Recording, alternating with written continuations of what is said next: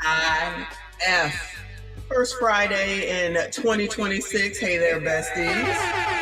Oh, shit. Hold on. Shout out this TLA. Struggle streaming already. Testing. Can you hear me?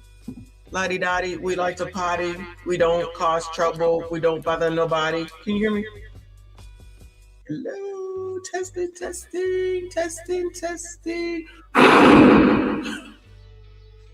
Shout out to y'all. I see you. I appreciate you. Thank you, LC and Queen Gen Z. So I'm allegedly supposed to be streaming to Instagram. I'm just trying to figure that out. Allegedly. Oh yeah, hey Skinny. It works. Well, look at the Lord. Praise the Lord. I should have wore the crown. I'm just trying to figure this stuff out, doing something a little bit differently, see what's going on. Shout out to Ollie, y'all. Let me turn it down a little bit. Shout out to that beat. That is from CDT. Shout out to CDT Beats. He made that beat for me. Shout out to him. I love it. One of these days, I'll get a montage together for it, okay? And then we'll have a different opening. Trying some new things, y'all. Welcome to 2026, all right?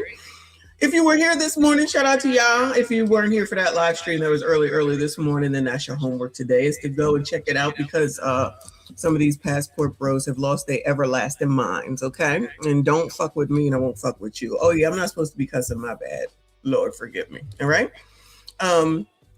So before I decide whether I'm going to do a live stream tonight with regard to passport bros, because I didn't found plenty of shit to talk about. I got to see how I feel, because child, I'm tired. I ain't gonna lie. It's Friday. It's effing freezing. I ain't seen the sun since I got in this morning.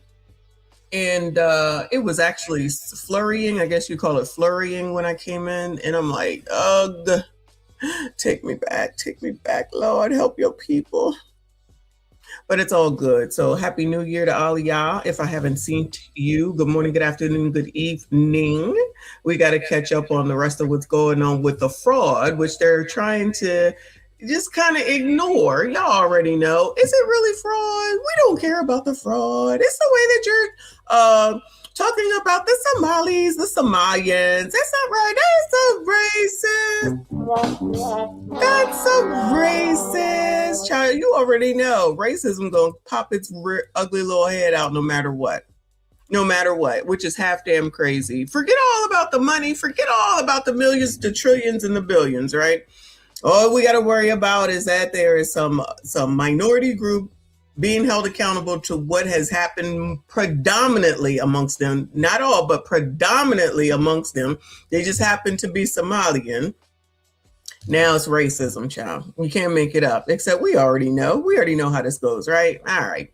So we're going to take a look at that. But before we get to that, we got to get into this with Ma'am Danby, who became sworn in as the mayor of New York. Shout out to the NYC. Y'all, we are just watching. And the comments are commenting with regard to that already, too, because I don't know how much the bus costs, child, because praise the Lord, I don't ride the bus, right? But allegedly, I think I posted it. It's like $3 in order to take the bus. And you know, Ma'am Danby said it was going to be free. He said everything was going to be free, child, because y'all already know that all these people want to have all this free stuff, which is one of the reasons they freaking elected him. We like free stuff, so we came out here to get all this free stuff. But then the call saying you can't get the free stuff. What? Cause the people want to take it. And how y'all gonna take some stuff that ain't even yours? It's free.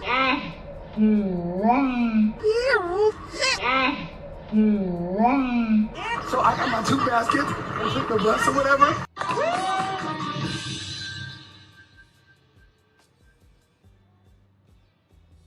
Wait a damn minute. We get down here, we get some free stuff.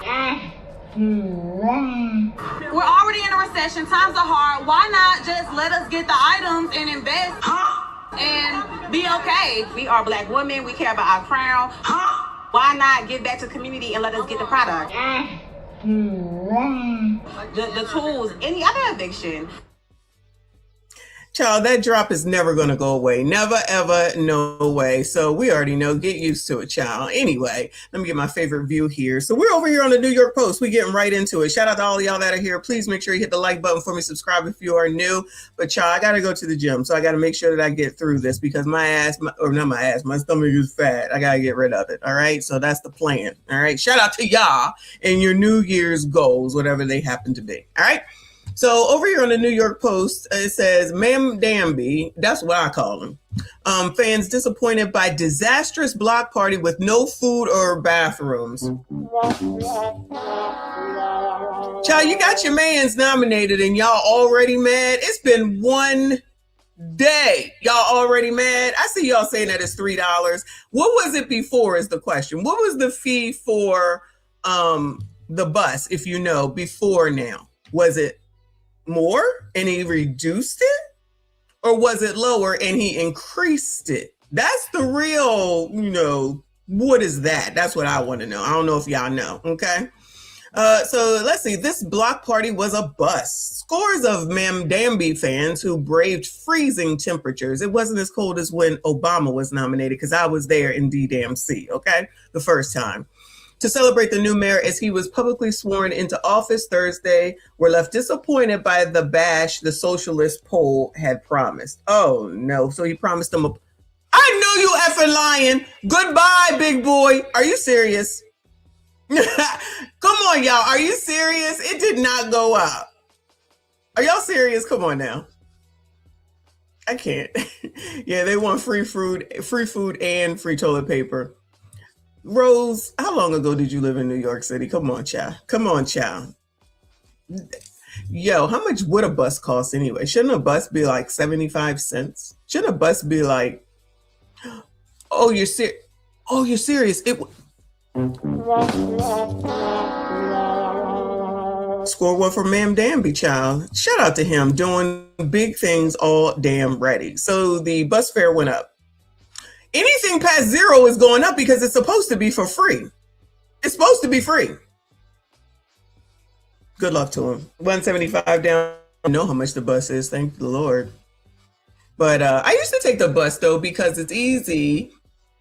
Because my commute is about 45 minutes, depending on what time I leave. And then it would be easy to just take the bus and it drops me off right in front of where I work at in the city. And then take it at home was the problem because it gets so dark lately. And where I work is the hood. Okay, so my job is in the hood.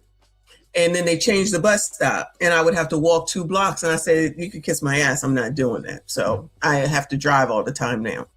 But actually, it's convenient and cost effective to take the bus. But I'm not walking through the hood. When it gets so dark early, no, not going to be able to do it. Anyway, all right, back to Ma'am Danby, child. So it sounds like the bus went up. The bus fee went up. All right. So everybody's out there in the cold. 10,000 people showed up. City Hall, blah, blah, billed as an inauguration for a new era block party by Ma'am Danby staff. Oh, so they said it's an inauguration for a new era block party. So they labeled it a block party, yeah.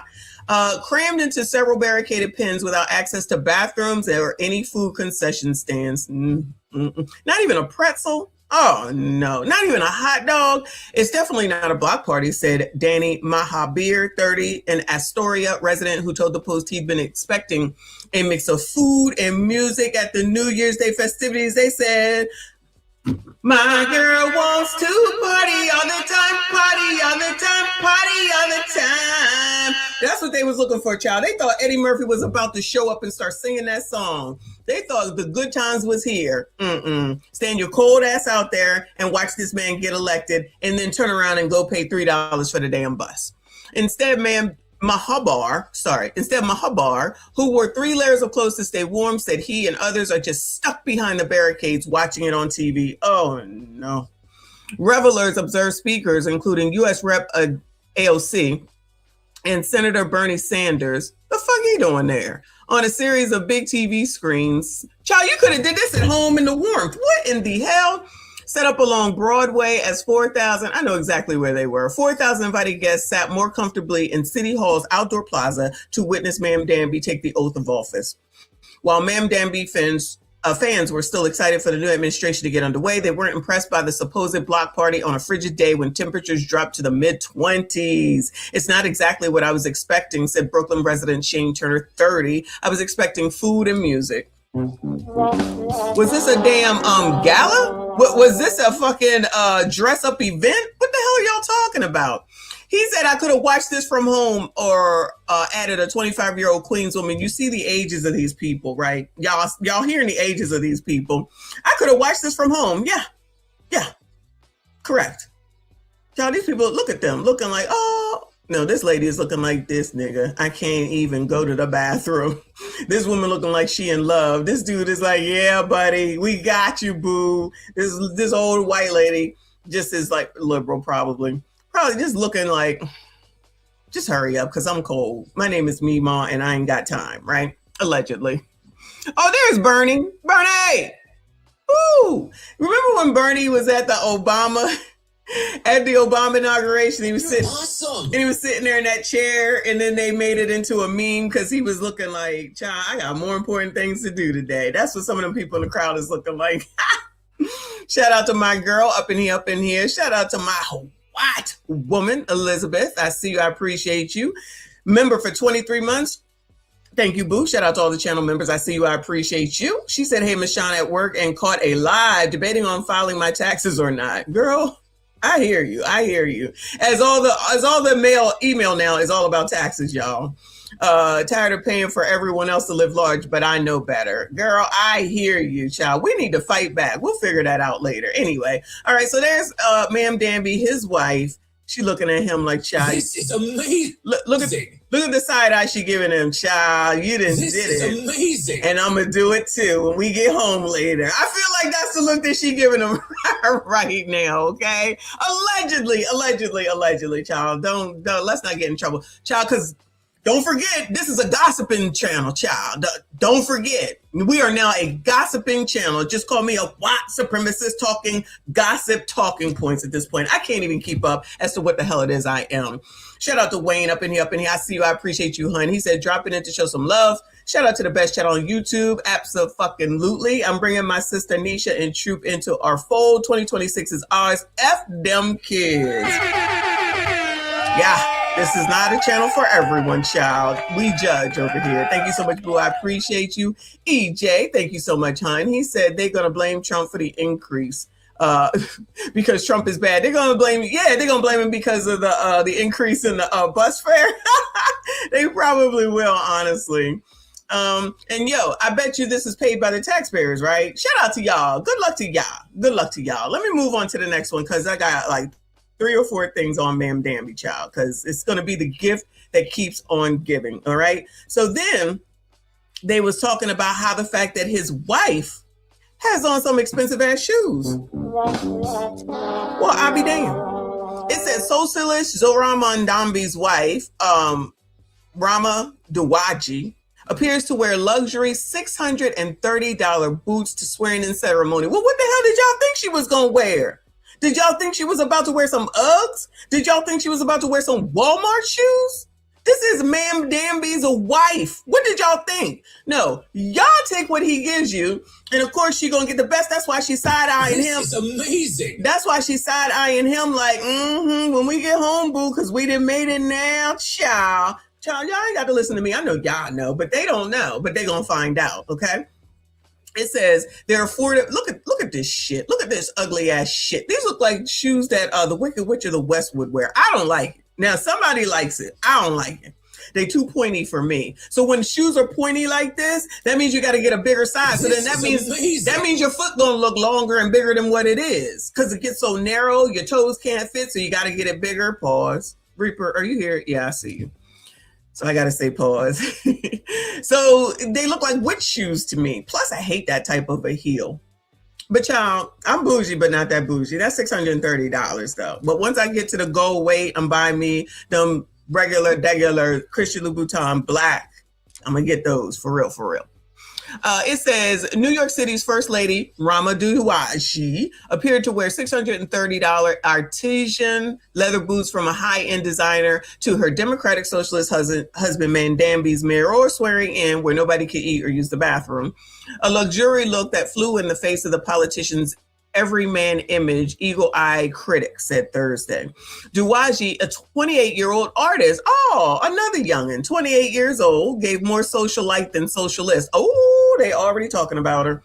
On New Year's Day, she appeared to rock one of the fashion house's Mista's pricey boot designs, one which is said to be crafted from vegetable tan cow leather and feature an ultra cushioned memory foam inside. Oh, so she could stand there all day. She said, y'all out there cold. I got a bathroom that I can go to, and it's probably donuts in the back. So y'all better go on outside and get your damn food from the street corner vendor and then bring your ass on back in here. As for me, I'll be having these floating on cloud nine $630 shoes and a bathroom in the back. Better ask your mom. Don't be mad at me. The fashion firm charges $630 for a pair of their so-called Shelley boots, which features, whatever.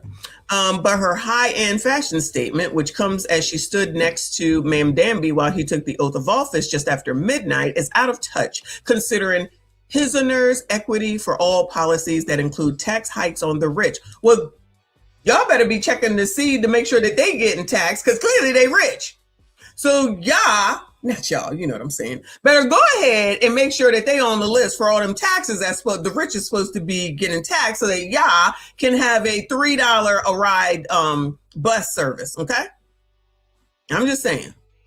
Blah, blah. Ma'am Danby's affordability agenda is a scam. Oh, no. His wife parades in $600 Mista boots while he pushes rent freezes that'll collapse housing stock. You know what this sounds like, y'all? Remember after Doogie got reelected? If y'all don't know who Doogie is, he is Brandon Scott, the mayor of Baltimore.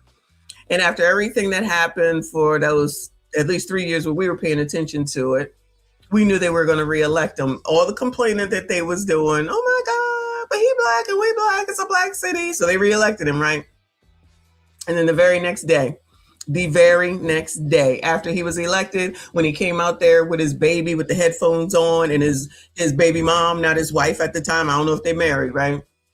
And they started complaining about food deserts. You think you might have been thinking about them food deserts before you reelected him? You think he gives a damn now? He in there now. Y'all so funny. Remember this man of the people met his designer wife on Hinge. Did he? Oh, sure, honey, iced tea. While crap, y'all can find love too. That's what this means. Love is only a hinge away, y'all. All you got to do is get on Hinge, and then you can turn around and have Mista boots that cost $630. All hope is not lost, child. All hope is not lost. While crafting a luxury aesthetic for his campaign, the account continued, real New Yorkers can't afford boots or rent. Really? They're stuck with Ma'am Danby's performative socialism in a city sliding into activist-run decay. No, you get what you voted for. Shout out to Anton. Another critic proclaimed they're $600, but when he seizes the means of production, everyone will be able to afford them. Oh, is that what y'all think? Shout out to any New Yorkers who are here. So is that what y'all think is about to happen? So y'all think y'all gonna be able to afford $600 sneakers or $600 shoes because of Ma'am Danby? Child, we here for it. We can't wait to see it either. Duwaji, an animator and illustrator, also wore a black coat and skirt with gleaming earrings. Well, how much was that, child? Where she held the centuries-old Quran on which Ma'am Danby rested his hand, where people are all in arms because he swore on the Quran as opposed to the Bible. Child, this is what y'all voted for. I don't understand.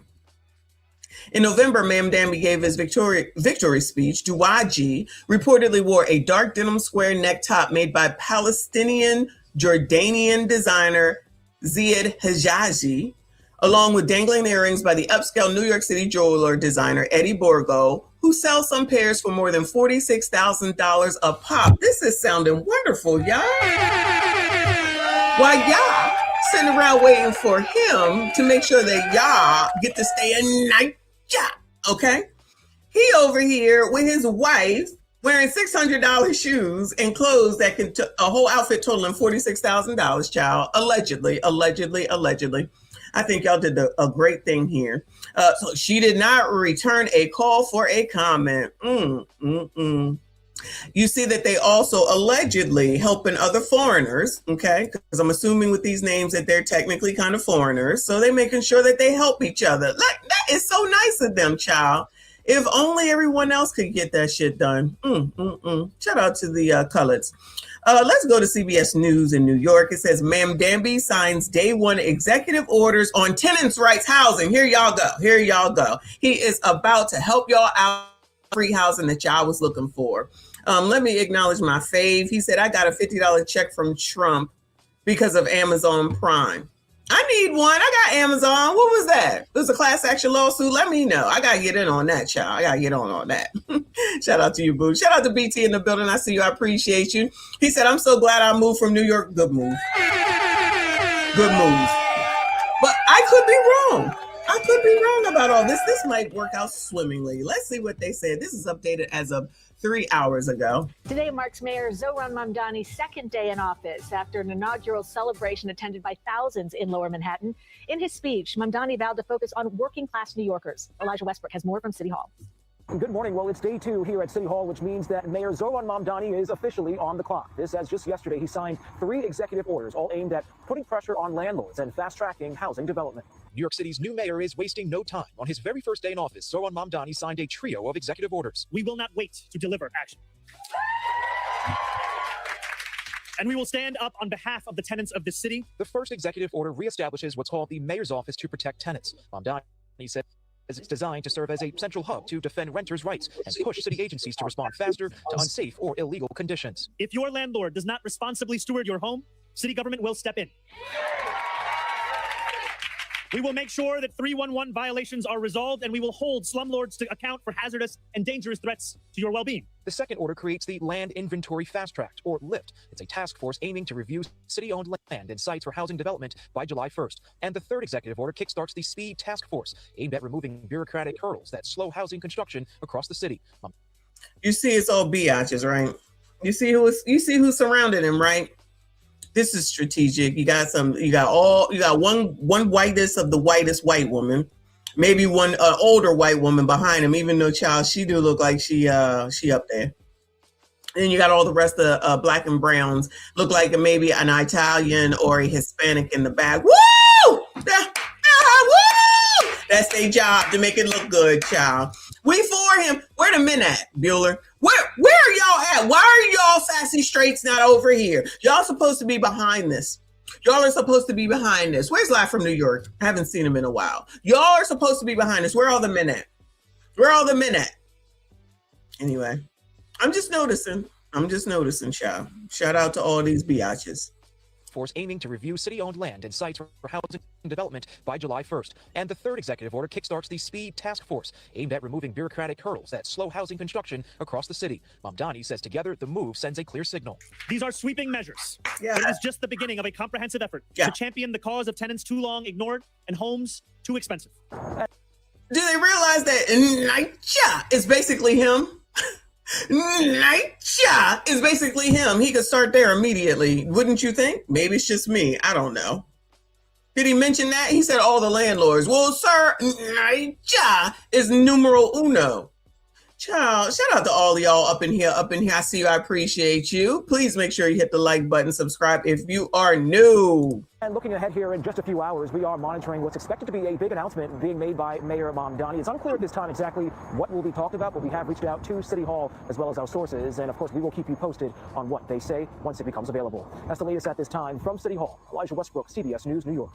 And we're hearing from the taxi driver who drove Mayor Mamdani and the First Lady to the inauguration ceremonies. The Mayor and First Lady arrived in a yellow cab after being... Child, I'm not trying to hear this. I don't give a damn. Moving on, child. Moving on. Is there something else? Hold on. The New York Post is, well, it's New York Post, so that makes sense. Let's just look at this one because, child, the title is amazing. Shout out to Bernie. Ma'am Danby's lies about the rich are only meant to demonize. They already foot NYC's bills. Oh, no, this don't sound good. Together we will tell a new story of our city, Mom Dombey said in his inauguration speech. This will not be a tale of one city governed by only 1%, nor will it be a tale of two cities, the rich versus the poor. And so Ma'am Danby picks up right where former Mayor Bill de Blasio left off, demonizing the wealthy and sowing division. Congratulations. Awesome. Hopefully y'all heard that, because now you know StreamYard is StreamYard. Oh, you can hear me, right? Okay. And so Mandami picks right up where de Blasio left off. It wasn't true then and isn't true now. When have the rich been versus the poor in New York City, right? The 1% of earners paid 46% of the city's budget. Oh my God. A budget, by the way, that at $116 billion equals that of the spending for the entire state of Florida. When the rich versus the poor, when they funded billions in social services. When de Blasio wasted $1 billion on his wife's pointless Thrive mental health program. When Mayor Eric Adams sheltered and fed 210,000 migrants from President Joe Biden's open border. Thanks to Wall Street bankers, tech company innovators, and dreamers of all sorts who want to live in this city, Ma'am Danby has a tax base of which most leaders can only dream. To him, it is still not enough. 46%. What do you? I mean, I know that's a lot of money, y'all. That is a lot of effing money. Ma'am Danby spun a dystopian fantasyland in his speech, asking, who does New York belong to? And then claiming, for much of our history, it belongs only to the wealthy and well-connected. I always thought New York belonged to the poor. Shout out to the poors. Shout out to y'all. I'm giving you credit. Every time I've been to New York, I mean, of course, we visited people who have money, but what I'm saying is there's a lot of people, child. Shout out to NYCHA. I don't think they live in that great, child. He could easily start with NYCHA today. Anybody here that's in NYCHA? Is he doing, are the elevators working? Is the heat working? Are the rats gone? Are the mice gone? Are the roaches gone? Is the crime down? Is the doorbell fixed? Is the gate fixed? Is the fence fixed? Just checking, child. Just checking. We know. We've been following it. What is he talking about? We must have missed the city council meetings where committee chairs wore cravats and monocles. For much of our recent history, New York has had one party rule, the Democrats. Oh, no. Is he suggesting Koch, Dinkins? Damn, those are back in the day names. Is he suggesting Koch, Dinkins, de Blasio, and Adams were oligarchs? Ma'am Danby railed against crowded classrooms and public housing developments where the elevators sit out of order. Shout out to us. We be knowing. We be paying attention, child. With public housing, they've made residents feel less safe by letting GANG members go free without bail. Oh, no, they bringing up, whoever wrote this is bringing up the bail. We ain't even talk about that today. We spent more per student than almost anywhere else in America. Our welfare budget is the size of a small country. Somalia. I'm just playing, child. Yet Ma'am Danby claimed his predecessors were scared to do things. We will govern expansively and audaciously, he said. To those who insist that the era of big government is over, hear me when I say this. No longer will City Hall hesitate to use its power to improve New Yorkers' lives. All right now. Shout out to Ma'am Danby. Getting people all riled up for the same old shit, different day. Allegedly, child. It is not how much money we're spending, but the bad ideas that never change. Before Mayor Man Danby starts writing more checks, maybe he should consider that he needs better solutions. Oh, no. Oh, no. Good luck to those people. We'll see what happens. Shout out to Legend. Thank you so much for being a member. Appreciate you. Shout out to all channel members. Thank you all so much for your support. Y'all make sure you hit the like button. Subscribe if you are new. Oh, okay. You are still a member. Thank you, boo. Member for 27 months, actually. Thank you, honey. Said I renewed because I have a new bank card. I hate the fact that YouTube changed my name. I'm Derek Gaines, the legend. Legend. Yes, I know who you are. Thank you so much, boo. I appreciate you. We like free stuff. So we came out here to get all this free stuff. But then the car saying, you can't get the free stuff. What? Cause the people want to take it. And how y'all gonna take some stuff that ain't even yours? It's free.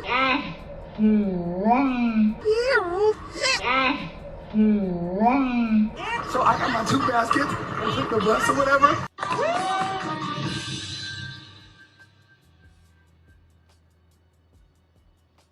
Wait a damn minute. We get down here, we get some free stuff. We're already in a recession. Times are hard. Why not just let us get the items and invest and be okay? We are Black women. We care about our crown. Why not give back to the community and let us get the product?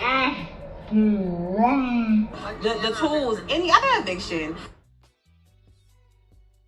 Back to the Minnesota Somali daycare, welfare, Medicaid, child, anything you want to toss up in there, that's a daggone issue, okay? Because we on their ass, right?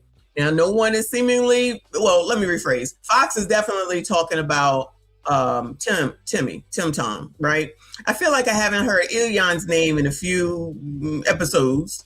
Where she disappeared to? How come ain't nobody mentioning her? But you know who they definitely mention every single time they talk about this is Donald Trump, because you know everything is Donald Trump's fault. Because Trump bad. Trump bad. Again! Because Trump bad. Trump bad. Go where you're being a racist. Racist! And if you don't agree with that, then that means that you're a racist, of course. So if you don't go along with what these Democrats say and what they think, then you're a racist, you're a MAGA, blah, blah, blah, blah, right? So shout out to whoever sent me this. So do you see this? I'm not sure how. Let me see if I can make it bigger. Pause. Where'd it go? It looks like I can't. So sorry, y'all. This is as good as it gets. So this is the dude, if you can see, on the right-hand side that was out there. I don't know if he owns one of the daycares, manages one of the daycares, child. He got something to do with one of them damn daycares. He was out there running off at the mouth, right? After Nick's expose, we shall call it. But then they have another picture of him where he was Gucci down. Actually, it's Louis Vuitton down, okay? You see his Louis bag. He got a man purse over here. Do they do that over there in Somali, child? Any Somalians here? Shout out to y'all. He got his, I don't even know what these are, but some nice shoes. And I don't know if that's his car or not. Is that a Porsche? Gentlemen, I don't know if you can tell. I'm not a car person. I'm alleging that that is an expensive car, though, looking at it just from this point of view. So you see the Gucci or Louis Vuitton store behind there. Now, I'm going to go ahead and say this is allegedly real and not AI, because this comes from Angry Man. Shout out to Angry Man. Appreciate everything that you do. I don't, necessarily mean anything, but where are all those pictures? Remember when those people that got convicted for the feeding frenzy, feeding food, whatever that thing was, they were showing all the pictures where they was in this fly open car and they had all this stuff and they was living the life. I'm living my best life, right? Where are the pictures for all these people? That's why I'm like, yeah, show them pictures. Show them pictures. Is it real? Okay, Reaper might have been the one that sent it to me. It's a Porsche 911. Okay, so it looks like, according to Big Boy, it's a Porsche 911. All right. So he over here someone came to our buildings outside of operating hours. And there's a specific sign on our door that said our days and our. That's him when he was whining off at the mouth when he was on the news. But they said, but look at this picture, y'all. This is a man who is just living a simple life. This is simple life. Oh my God. And outside of those hours, and they think, hey, they're closed, and they're still making money. We've been open. We haven't closed. We've been open for eight and a half years now. We haven't closed once during that period. Shout out to AM. Wow. Y'all poors. Shout out to the poors, the fake poors, the middle class, child. Y'all, I don't know what to tell you. Just allow people like CNN and Abby and the Black Cindy Brady just start talking about racism. It's all about racism, while y'all waiting on lists for 25 million years. And these people been over here less than 30. And they over here Louis Vuittoning it up with Porsche 911s. Okay? I'm just saying. Y'all like it? I love it. That's all I'm saying. Anyway. I just want to make sure I show that to you. Let's see what the news is saying. This is from CBS Minnesota. Records show Minnesota struggle with daycare oversight. So they struggle with daycare oversight, but miraculously, now that they've been called out, they got it all under control. Interesting. A new update tonight in Minnesota's fraud crisis. The Trump administration is taking action against thousands of Minnesota borrowers who may have taken out fraudulent loans during the COVID-19 pandemic. The Small Business Administration says it's suspending nearly 7,000 Minnesota borrowers over the suspected fraud. Those borrowers were approved for around $400 million in COVID-era loans.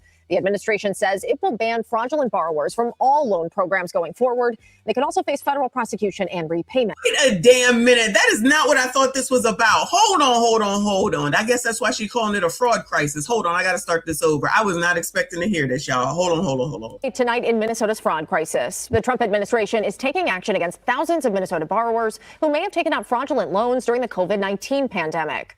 The Small Business Administration says it's suspending nearly 7,000 Minnesota borrowers over the suspected fraud. Those borrowers were approved for around $400 million in COVID-era loans. The administration says it will ban fraudulent borrowers from all loan programs going forward. They could also face federal prosecution and repayment. Wait, how come we didn't figure that out already? When, Joe Biden hired all those extra workers to take a look at all the loans to make sure that all the fraud was caught? What happened? So only now it's just being figured out over here in Minnesota? Now watch, allegedly. If it happens to be a lot of, somebody said this, oh my God, one of y'all said this in one of the live streams to check the PPP loans. Oh my God. So then if they go and then they find out that allegedly, I don't know, this is just allegedly, that it's a lot more Somalians, will they say that that's racist too? Just ignore it. You're being racist. Oh my goodness. I can't wait to see who is the leader of all this. Not that it's about Somalians, but it will be kind of interesting, right? If it's mostly Somalians in the same state where all this with the daycare already was going on and other things, right? And then if you add this on top of it, so you try and tell me you missed the child care, you missed the elder care, you missed the Medicaid, you missed the PPP, and we still just gonna sit up here and talk about allegedly racist? Can't wait to see what this is about. Shout out to, first of all, to Donald Trump for even thinking about doing that. I know everybody gonna be mad. I don't give a damn. Okay? Because if there were people who were already found to be doing fraud in one place, but they didn't cross-reference it and make sure, that they couldn't get money from here. So what if someone was already allegedly doing something wrong over here with the daycare, and then they happen to also be doing something wrong over here with the PPP, but they didn't look at the PPP, or they maybe allegedly ignored the PPP, so the numbers could be... Girl, continue this story. Right now, Minnesota's child care system is in the national spotlight, but months ago, the federal government told state officials they needed to make serious improvements. As our Connor White shows us, the state was told that a lack of oversight could increase the risk of fraud, waste, and abuse. Let's see if anybody is here. YouTuber Nick Shirley's video, which WCCO found has unproven allegations and inconsistencies, is putting a national spotlight on a problem first acknowledged in Minnesota more than 10 years ago, reigniting frustrations for people like David Logering, who caused brief interruptions at a rally for daycare providers and advocates on Wednesday. Minnesotans are really interested in stopping the fraud as it's hurting everybody. From 2014 to 2019, Minnesota prosecutors... Sir, is there really fraud? Because those liberal white women are saying that allegedly everything is fine. Really interested in stopping the fraud as it's hurting everybody. From 2014 to 2019, Minnesota prosecutors charged at least a dozen child care centers with defrauding the federal payment system for up to $6 million. The Office of the Legislative Auditor found there was likely more fraud than has been proven in prosecutions, pointing to the need to give agencies more tools to investigate fraud. The agency, now known as the Department of Children, Youth, and Families, took several recommendations on board. But Commissioner Tiki Brown acknowledged there were still gaps in January of 2025. We certainly need to investigate that more thoroughly to ensure that agencies do have as broad authority as possible to investigate fraud and act on all aspects of fraud. I don't know that that is fully present. This past May, the Federal Office of the Inspector General released an audit showing Minnesota did not comply with federal and state attendance documentation requirements about 11% of the time in 2023, and that the state had limited oversight of those records that are key to getting federal funding. State DHS notes that it has several programs in motion to strengthen that oversight in its response to that audit. Imagine my surprise at this narrative that it's so easy to scam child care assistants. Providers themselves say that random audits and... Yes, it is. As a person who's doled this shit out, yes, it is. So, ma'am, please stop. Please stop. And for all of the people in here talking about, I sound like MAGA. What the hell have I said that makes me sound like I'm MAGA? Y'all really are very ignorant, and your Trump derangement syndrome is showing. Because there's nothing that I have said that makes me sound like I'm anything but sitting up here looking at this shit on the screen. You don't know what I am. You don't know what I am. So calm yourself, open your mind, take your TDS and shove it up your ass and just listen. How about that? Inspections happen often with strict levels of scrutiny on attendance. CBS News found that all but 2 of the daycares in Nick Shirley's video are licensed. State inspectors visited all of the licensed places within the last 6 months, noting dozens of violations related to safety and staff training, but no recorded evidence of fraud. We're taking fraud seriously. We're working every day to improve our systems. Good. Over the years, several agencies have recommended transitioning to an electronic system to report attendance in real time, which experts say would make it far. So remember when we was talking about the filing cabinet? Basically, he just now said they are working on moving over to an electronic system. Now, I'm not saying that that's about the actual daycare, but if your government is not using electronic or a computer or anything other than paper in 2025, now 2026, that's a problem. I don't care what nobody say, that's a problem. All the money that they do make and get, wow.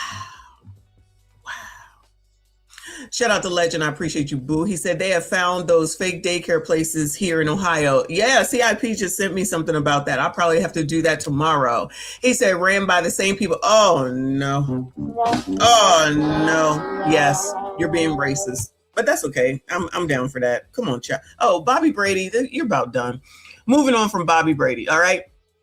Let's see what TikTok has to say, because, child, you know, TikTok always has something to say. I'm going to look at a few of them and then go straight into the CNN piece, all right? So this is Benny Johnson. I think y'all know who he is. I don't know who he is, but I feel like he's somebody that people listen to. To respond to the American public learning about their... Wait a minute. His caption on this one, just to start it off, says, yikes, Somalis accidentally tell the truth about their massive fraud at a press conference. Instant regret. Now, I didn't hear them saying that they were doing fraud. When we watched that liberal white woman thing yesterday, they're trying to say that the Somali girl said that there was fraud. She admitted to it. I feel like that's not what I heard. That's not what I heard. I don't know what they're talking about. Just because she said the word fraud doesn't mean that she was admitting to fraud. She looked like she was only like 12 years damn old. So maybe she just didn't want to speak in front of all those people. That's what I took away from it. I don't know if y'all saw something different. Massive fraud schemes that total in the billions of dollars by holding a press conference where we're supposed to feel bad for them. But here's the thing. It didn't go as planned. The entire thing was a massive backfire, starting with this clip of a mother who stands there and says the truth instead of lying and then has a literal heart attack on stage. Here we go. If childcare is cut, I'm unable to work or go to school. I understand fraud is bad. How is that an admission of anything? I understand that fraud is bad. I don't get it. Fraud is bad. That's not her admitting anything.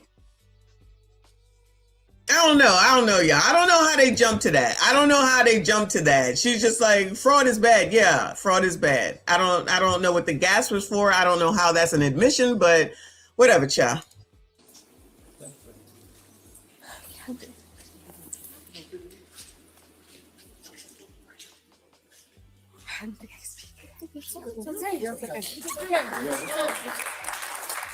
Child liberal white woman. It's okay. You did great. What? She didn't do anything.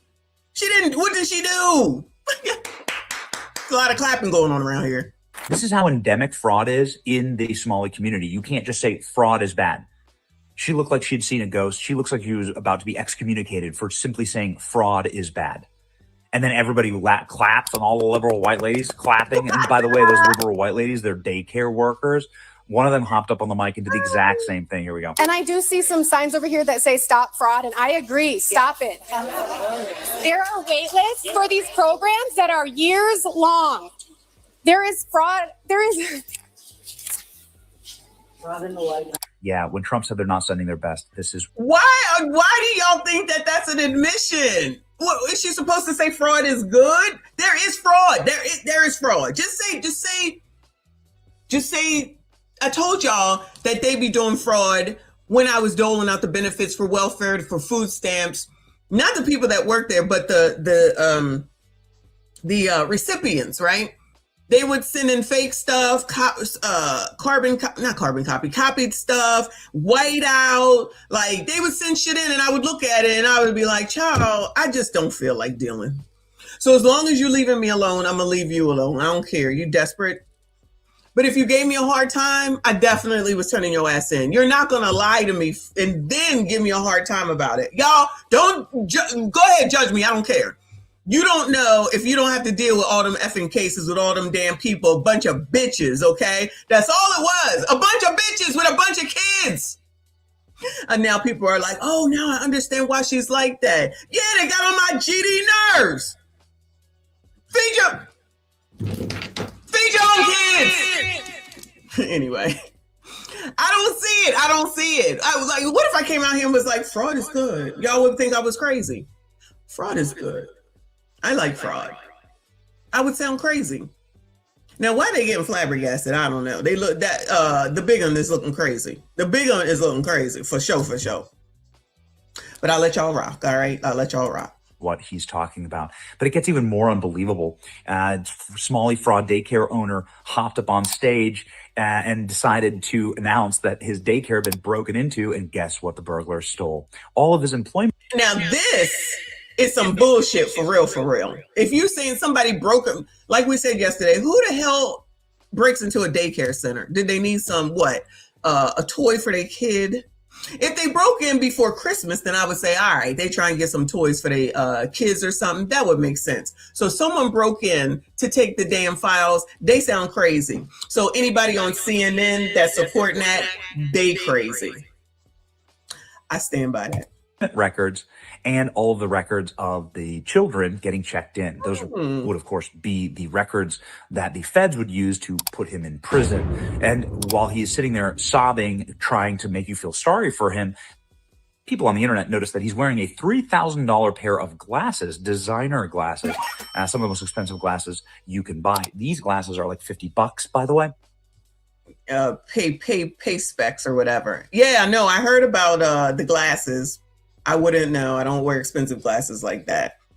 But so they're not very good at hiding their expense. That's why I'm like, where do they live at? How come no one is talking about that or, coming up with pictures like that, like they did with the picture of the dude with the Louis Vuitton and the 911? I wouldn't even know what to do with a $3,000 pair of glasses, but this Somali scammer is literally wearing glasses more expensive than maybe your car, certainly more expensive than my first car. So, yeah. I don't feel bad. And I won't feel bad when they're denaturalized and deported, which is exactly what needs to happen. The average IQ in Somalia is 68. Expect us to believe that these Somalians committed this fraud by themselves. No.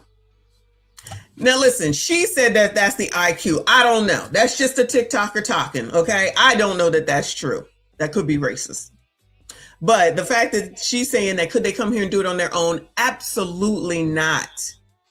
And that's where Timmy and Ilyan and the mayor and all the rest of them need to be answering to this shit. Not Donald Trump, them. They should be answering to it. It's their state. It's their responsibility. It's their oversight committees. Nope, just blame Donald Trump, child. Who helped them? Because ain't no way that they were able to come over here and commit this level of fraud by themselves. There had to have been somebody in our government who helped them commit this fraud and who also got money out of it. And I don't... Yeah, I would agree. And I will say whatever I want. If you don't like it, move the fuck on. It is a 911. You don't like it? I don't give a fuck. Kiss my ass. I love how people think they're going to come over here and tell me what to do. You messing with the wrong content creator, y'all. Fuck around and find out. We did, and we believe we have found the 15th area, and it is assisted living. Take a look. Oh, this may look like your typical... Have you heard of Somali Scan? Because this website is getting a lot of attention right now. Somali Scan is an online platform that tracks and documents alleged financial fraud cases tied to public funds, nonprofits, and aid programs. The site publishes names, documents, and transaction claims it says are linked to the misuse of funds, often involving international aid, government grants, and nonprofit organizations. Supporters say it exposes corruption that was ignored for years. Critics say it risks misinformation, harassment, and public shaming without due process. Whether you see it as a transparency or vigilantism, Somali Scan is shaping online conversations today, and authorities are watching. All y'all getting smart and talking your shit? You here though, aren't you? So who's the stupid one around here? You, for not liking something, but you're still there. Rat. Yeah, closely. Everybody's confused right now. The Somali community went from politically targeted to now every daycare they're on being labeled as fraud. Accusations left and right, videos everywhere. Let me catch you up to speed real quick. Facts only. So the Minnesota Children, Youth, and Families Commissioner gave one story about why they were closed when Nick Shirley visited. And then the owner of that daycare center, Quality Learning Center, he gave his own story about why it was closed that day. All right. So their lies are not adding up, and they kind of blew their cover. Now, first, this is Nick Shirley going there, right? I didn't show this clip with you guys the other day, but I'm glad we saved it. All right, let's check this out for a minute and look at this rabid liberal. For weeks on weeks, I've been seeing my people, the Somali people, get defamed, harassed, everything. You guys all know what's going on in Minnesota, but right now it's affecting my home state, Washington State, right now. So recently we are seeing a disturbing trend with certain individuals inspired by what they saw in Minnesota, targeting Somali-owned daycares here in Washington. They're showing up uninvited, filming property, and basically they're trying to make these hard-working daycare moms look like frauds. But here is the reality. Running a licensed daycare is not easy, especially in Washington State. It's not no walk in the park. You have to go through numerous regulatory hoops, state inspections. You absolutely do need to go through a lot of hoops. But is that Somali's claim to fame back where they came from? Somali is opening daycares, Bueller. So their claim to fame in Somalia is daycare centers. Is that just something easy that could get done? I feel like I did hear that Washington State, Seattle, if I'm not mistaken, is on the list now. Strict standards, all that. And they think it's like Minnesota. It's like a child care center. It's public. No, these are regulated homes. These are homes where the Somali mothers provide a safe environment for kids. And yet now they're being unfairly defamed and harassed. You know what the worst part is? These are grown men. Total strangers literally pulling up with cameras trying to record little kids and then post it online for clicks. Bro, you're not that desperate. They're literally trying to record moms who don't even speak English as their first language, uncomfortable in their own homes. I want to be clear about one thing. This is not about fraud. It's about targeting a community and spreading insane information and misinformation about them just because of who they are. And I don't care about what politics you're in. I have no problem with Trump, and I don't care about politics. I only truly care about people who don't deserve to be in this type of situation. You guys need to leave it alone, bro. Hate me or love me, I'm gonna stand up for my people every fucking time. Remember that when the black people do the same thing, because I have some other TikToks to show y'all, not just yet though. Ruffle some feathers for my Somali brothers and sisters.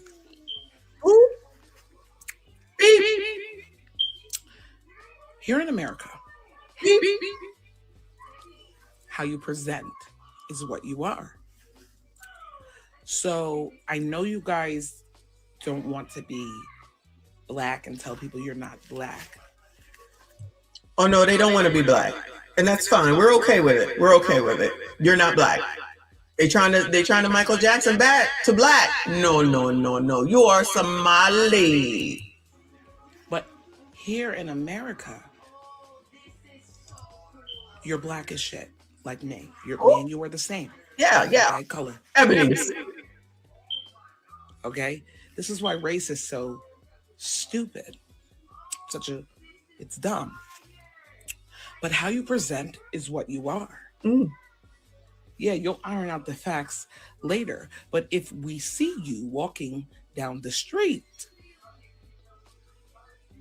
and you committed a crime, or you needed us to send help because something happened in an emergency, and I, like, somebody was driving and seen an accident.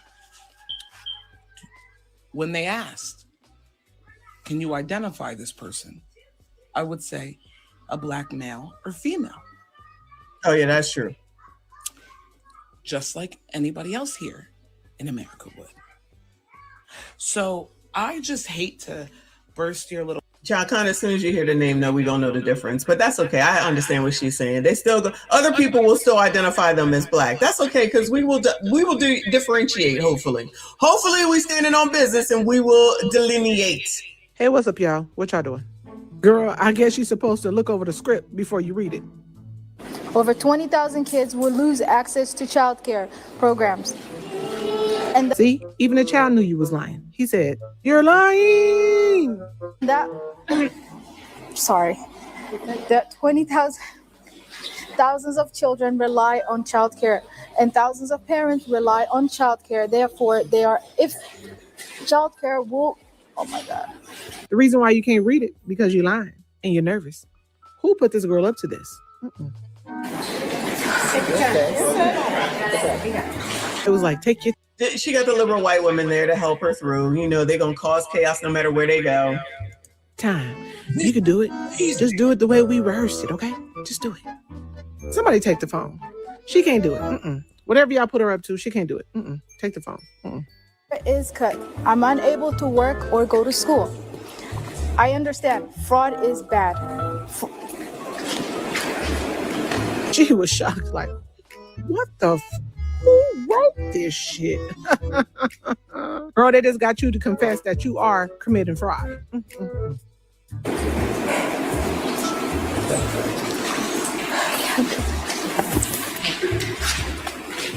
Liberal right women right there to help. So they're saying that she got this expensive ass ring on. Okay, it doesn't say how much. They just said that the eyeglasses that the dude was wearing from the other video was about $2,500. So yeah, this one says it's a $20,000 diamond ring. So I don't know. That ring is a shining, child. That ring is definitely a shining. She only looked like she's 15 too. She's married, going to school, and have kids, and working. She doing a lot. You go, girl.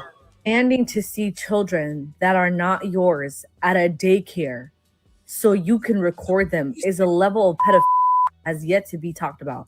Child, here come the 92%. Now it's PDFing. Now, listen, I got to agree now at this point, people shouldn't be showing up to daycares talking about we want to see the kids. I agree from that perspective, but child, it's a reach to just be like, oh, it's PDF. Come on now. At this point, all y'all got to do is just stand outside. Y'all don't even need to go inside or go knock on the door. All you got to do is stand outside. That's it. That's all you got to do. Sit in your car or something. Now people starting to wild. Shout out to Uncle Rick. I appreciate you, hon. He said, Messi, they scammed the medical transportation too. Yep. Here in Minnesota, 89% of medical transport is Somali. I sent a video to your IGDM. All right, boo. I appreciate you. Yeah, they're on the list too. It's so much, but don't worry about it. Don't talk about Tim. Don't talk about ill. Just talk about Trump. That's all that matters, child. Shout out to Night Jade. I appreciate you, boo. She said, Allah hit her ass with the light. Allegedly. Now, of course, we know that this allegation is completely unfounded. He was doing an investigation into the Somali fraud. All right, I'm out. You know that Somali fraud scandal in Minnesota? It was never about fraud, and I'll show you why. First of all, the simple fact that it's dubbed the Somali fraud scandal should make you think. I mean, is it deemed the Somali fraud scandal? I thought it was Minnesota fraud. Is it called the Somali fraud scandal? I thought it was called Minnesota fraud. What is it called? Minnesota fraud. What are we talking about? I know what he's trying to say. It's a distraction from the Epstein files because Americans can't walk and chew gum at the same time. Of the Somali fraud scandal should make you think. I mean, does anybody call this the dirty white old American man scandal? I didn't think so. And look, fraud is... It could be called the dead man scandal. Fraud, and it needs to be prosecuted and punished whenever it occurs, but I know, and you should know too, that this rhetoric, it's not about fraud. And you know why? Because on one side, you have the President of the United States, who is supposed to... Of course. You hear him talking about Tim Tom? You hear him talking about Ilyan? You hear him talking about any of the officials in Minnesota? Straight to Donald Trump. Represent every person in our country, regardless of their language, skin color, creed, or origin. That president used this scandal to vilify and criminalize an entire people, to insult their country of origin, to indict before a single court issues a single decision millions of people by mere association. Well, now, while I do disagree with the crap that Trump said about him and the dirty country and all that other shit, I absolutely disagree. That don't change the fact that y'all need to be calling fucking Tim Tom and Ilyan to the fucking carpet. But y'all forget all that. Forget all that. As long as people are being nice, then everything is good. That's what's wrong with you Americans, okay? And I'm American. Not y'all. Well, not most of y'all, because it's an open and you know some crazy people in here today. But you're gonna, as long as everybody is allegedly nice, then everything is good. But when you sit up here and you have some hard conversations and you get down to it, no, you can't do this, then now everybody is mean and everything is racist and it's all Donald Trump's fault instead of the people that are actually in this fucking state that run this damn state. Forget them, child. It don't matter. Yeah, and Jean Lee, bring in Epstein because that dead ass been dead for how long now?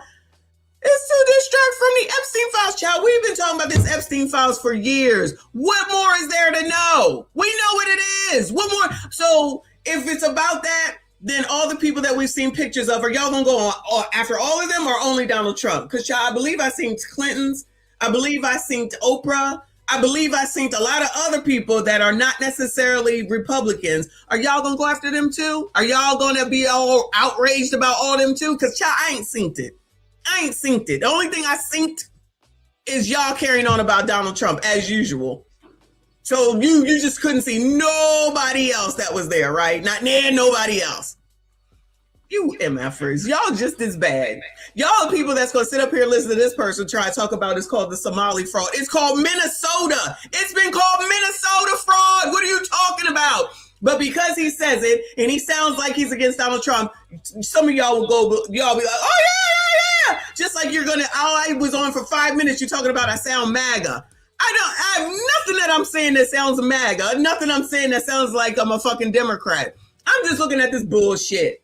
Y'all are doing that because you want someone to come out and say, I hate this or I hate that. Fuck all of them at the end of the day.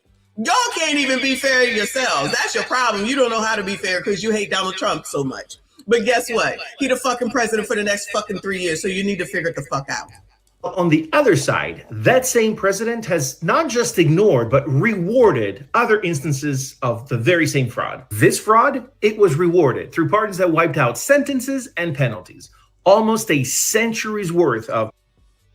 Oh, I'm assuming that these people, did Donald Trump pardon these people or something? Did he pardon the Christies?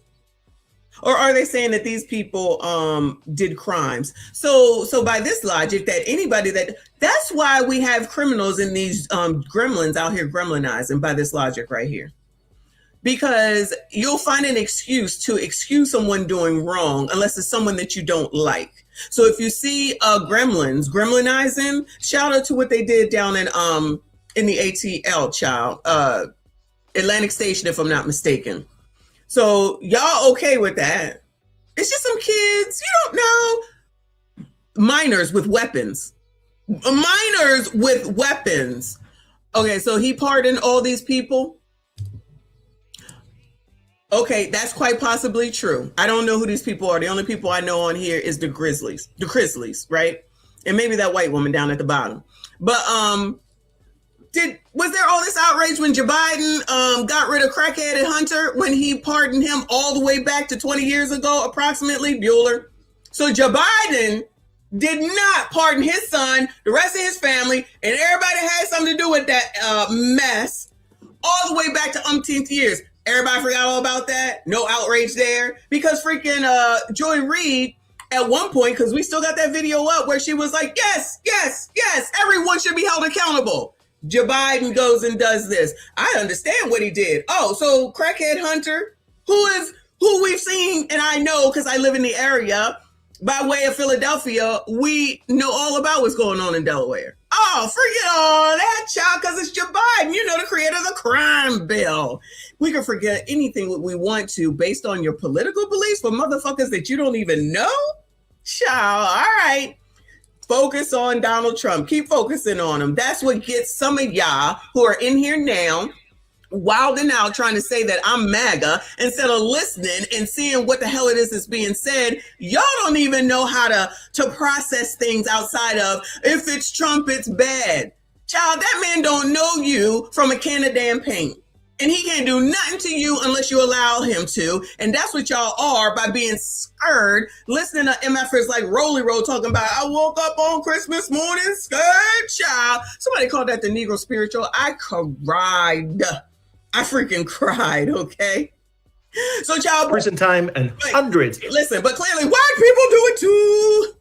Clearly white people do it too, as we see here with whoever the hell this guy is, Matteo El Pazio. Child, are you even American Matteo El Pazio? Of the millions of dollars in restitutions, fraud against private investors and public entities, all gone with a simple stroke of a likely ketchup stained pen. Oh, and these are just some of the people who received sentences for defrauding public or private entities and then received a full pardon or a commutation by Trump. And I want you to take a look at this and tell me what you think basically all of these people have in common.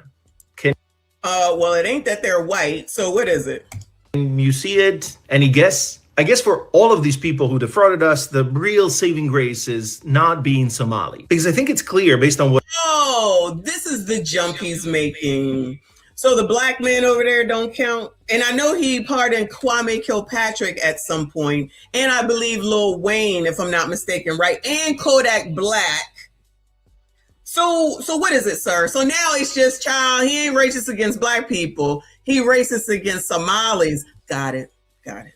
I just showed you that there are two types of crime in America now. Fraud while being Somali and fraud while being white. And of course, the president ushered a new condition of criminal by proxy, by simply belonging to the racial or social community he doesn't like. So if the president shows America that it's okay to indict an entire community just because they share skin color or country of origin, I think it's our American duty to do the very same thing with these people, and of course, these people.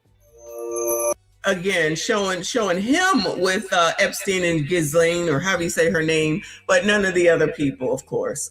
Listen, I don't know what them people was doing, child. It's the same difference as showing all the people with Diddy.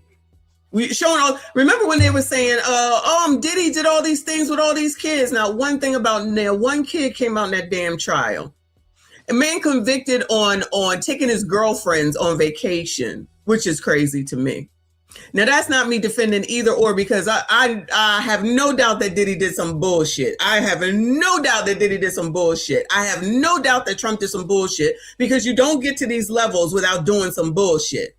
So if you're going to allegedly be fair, which we know that a lot of y'all can't be fair, because again, you only want to show what he's doing and forget everyone else. But when it's on the other side, you want to show all these other people when it's to your advantage of your point, right? That means you can't be fair. That means I can't listen to you. That's usually a person that I can't talk to, because you're not open to discussion. And if you're not even open to discussion, child, you can go ahead and leave now.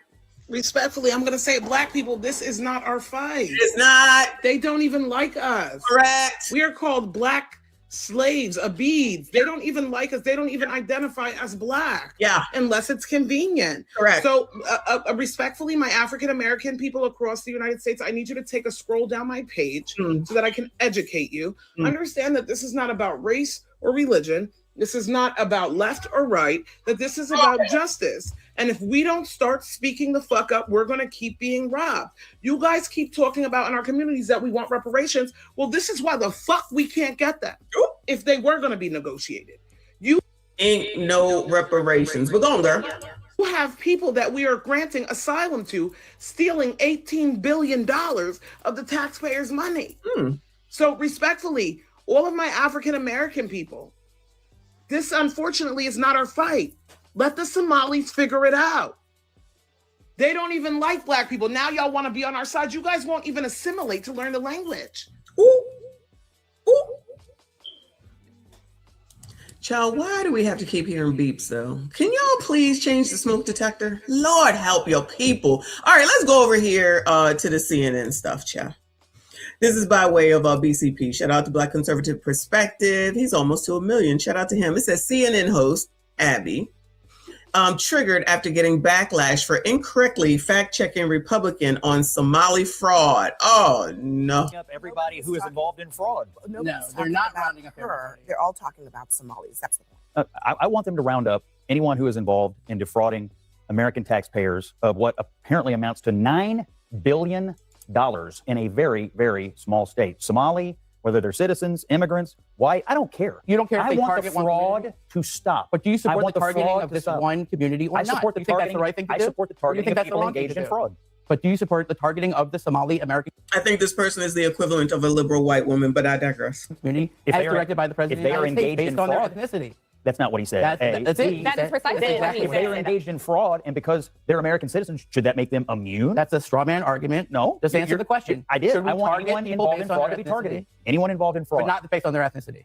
I want it based on whether they're involved in Is it fraud. really so hard to answer that Yes. question? I Scott? want it. Yes. Is it I so said hard the only to sit there and criteria say we shouldn't target people the based on only their criteria ethnicity? I Can you have say is fraud. we shouldn't Can you target say- people based on can their you ethnicity? say- I can say that. can you say that? I can say Absolutely. that. Everyone It's easy here to can target. say Can you Anyone say who's targeting not a people based on deplorable their human being ethnicity can is bad. say you But shouldn't Scott target Jennings people. won't say that. Why won't Child, you see Black Cindy Brady is up here. you say that? Because Scott? I don't agree that that's what's happening. I don't agree with your fallacy. I don't agree with your stupid question.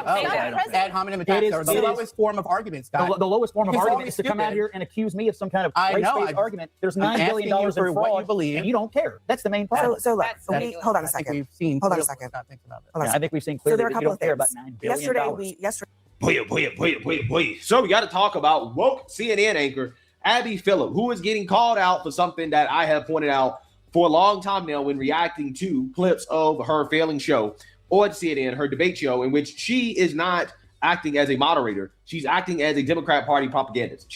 She might keep the show longer because she's more attractive than others who have been fired, allegedly. Not a journalist. She's not neutral. She's trying to basically shift the debates in favor of Democrats by using her position as moderator and journalist in order to shield on behalf of the Democrat Party, right? She's a flat out Democrat Party propagandist. And her propaganda is finally backfiring on her because people are getting sick and tired of tuning into her show to watch Scott Jennings, because nobody's tuning in to watch her, and listening to her and her Democrat Party propaganda, right? Because she is the one that claimed that her job at CNN is to explain facts to conservatives. Let's listen to this. Conservatives are living in a completely different information world than liberals. And breaking that down needs to be done. Because when you don't ever even hear the facts, it's hard to even know that you're wrong. And that happens a lot. I mean, half of my job sometimes is knowing what the latest conspiracy is, so that if it comes up, I'm ready to address it. Because it happens a lot where people don't even know that what they're saying or what they've seen and believe is not true. And so that happens a lot. And I don't come away from that saying, what's the point of this? People are just saying false things. I think that one time that person brings up something that is debunked and false, and I debunk it at the table, might be the very first time that someone out there has heard an alternative point of view. Conservative. Yeah, so you see that, you heard that, right? So if Abby says it, then we're supposed to take it at face value, right?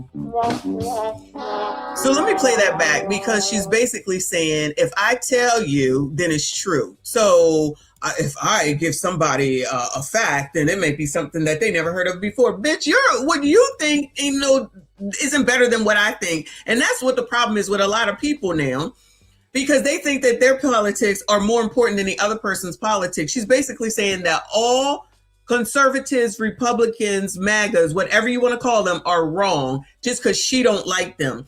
Y'all got to stop with this shit. I can't see the name. Whoever's name I can't see, child. I'm sorry. Whoever's name is on the screen just said the comment before this. Whoever said that you got to know all the facts, you don't have to know all the facts. That's where a discussion comes in. When I was a child, it was called a debate.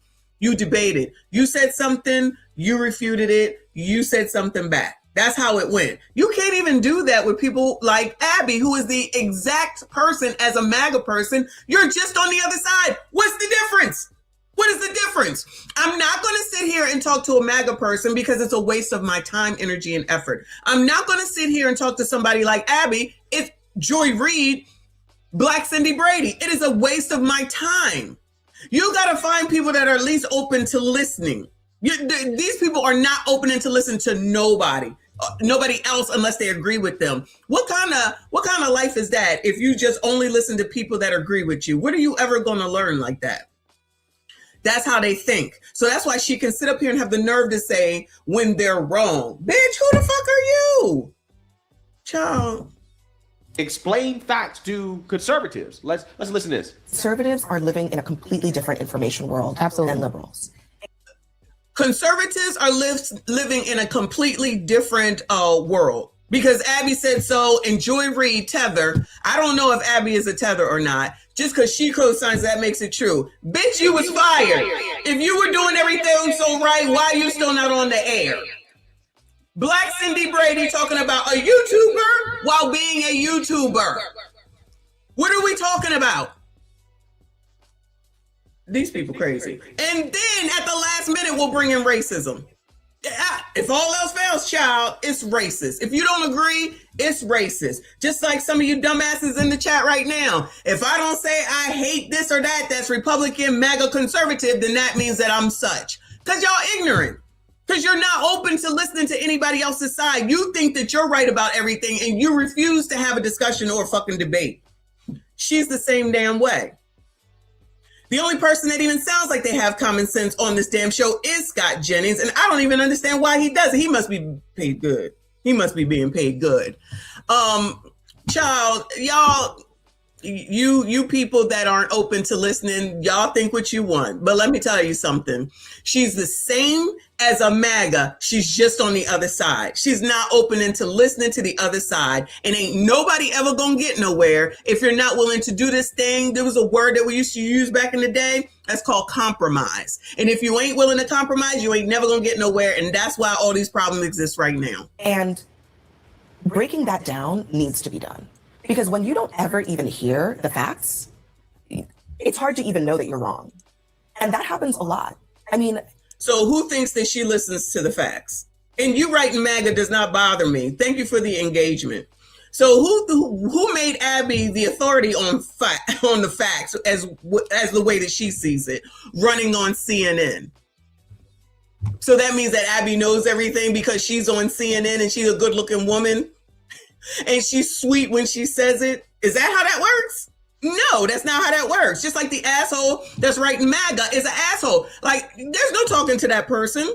Why would I talk to that person? They're not opening to listening. Abby is never opening to listening. They think they right. So what would be the point? I'm just saying. Kevin, of course she's educated. And allegedly, she thinks probably that she's wonderful because she went to college, which means nothing at the end of the day. I'm not disparaging Abby, but she is just the opposite of a MAGA person. I don't know if you want to call it a dagger. Maybe we need to come up with a name. Democrat, dagger. MAGA and dagger, okay? MAGA versus dagger. Half my job sometimes is knowing what the latest conspiracy is, so that if it comes up, I'm ready to address it. Because it happens a lot where people don't even know that what they're saying or what they've seen and believe is not true. And so she's basically saying whatever MAGA sees is not true and they don't want to listen to me, but they're wrong and I'm right. So that happens a lot. And I don't come away from that saying, what's the point of this? People are just saying false things. I think that one time that person brings up something that is debunked and false and I debunk it at the table, it might be the very first time that someone out there has heard an alternative point of view. Conservative. Yeah, so you see that, you heard that, right? She's basically...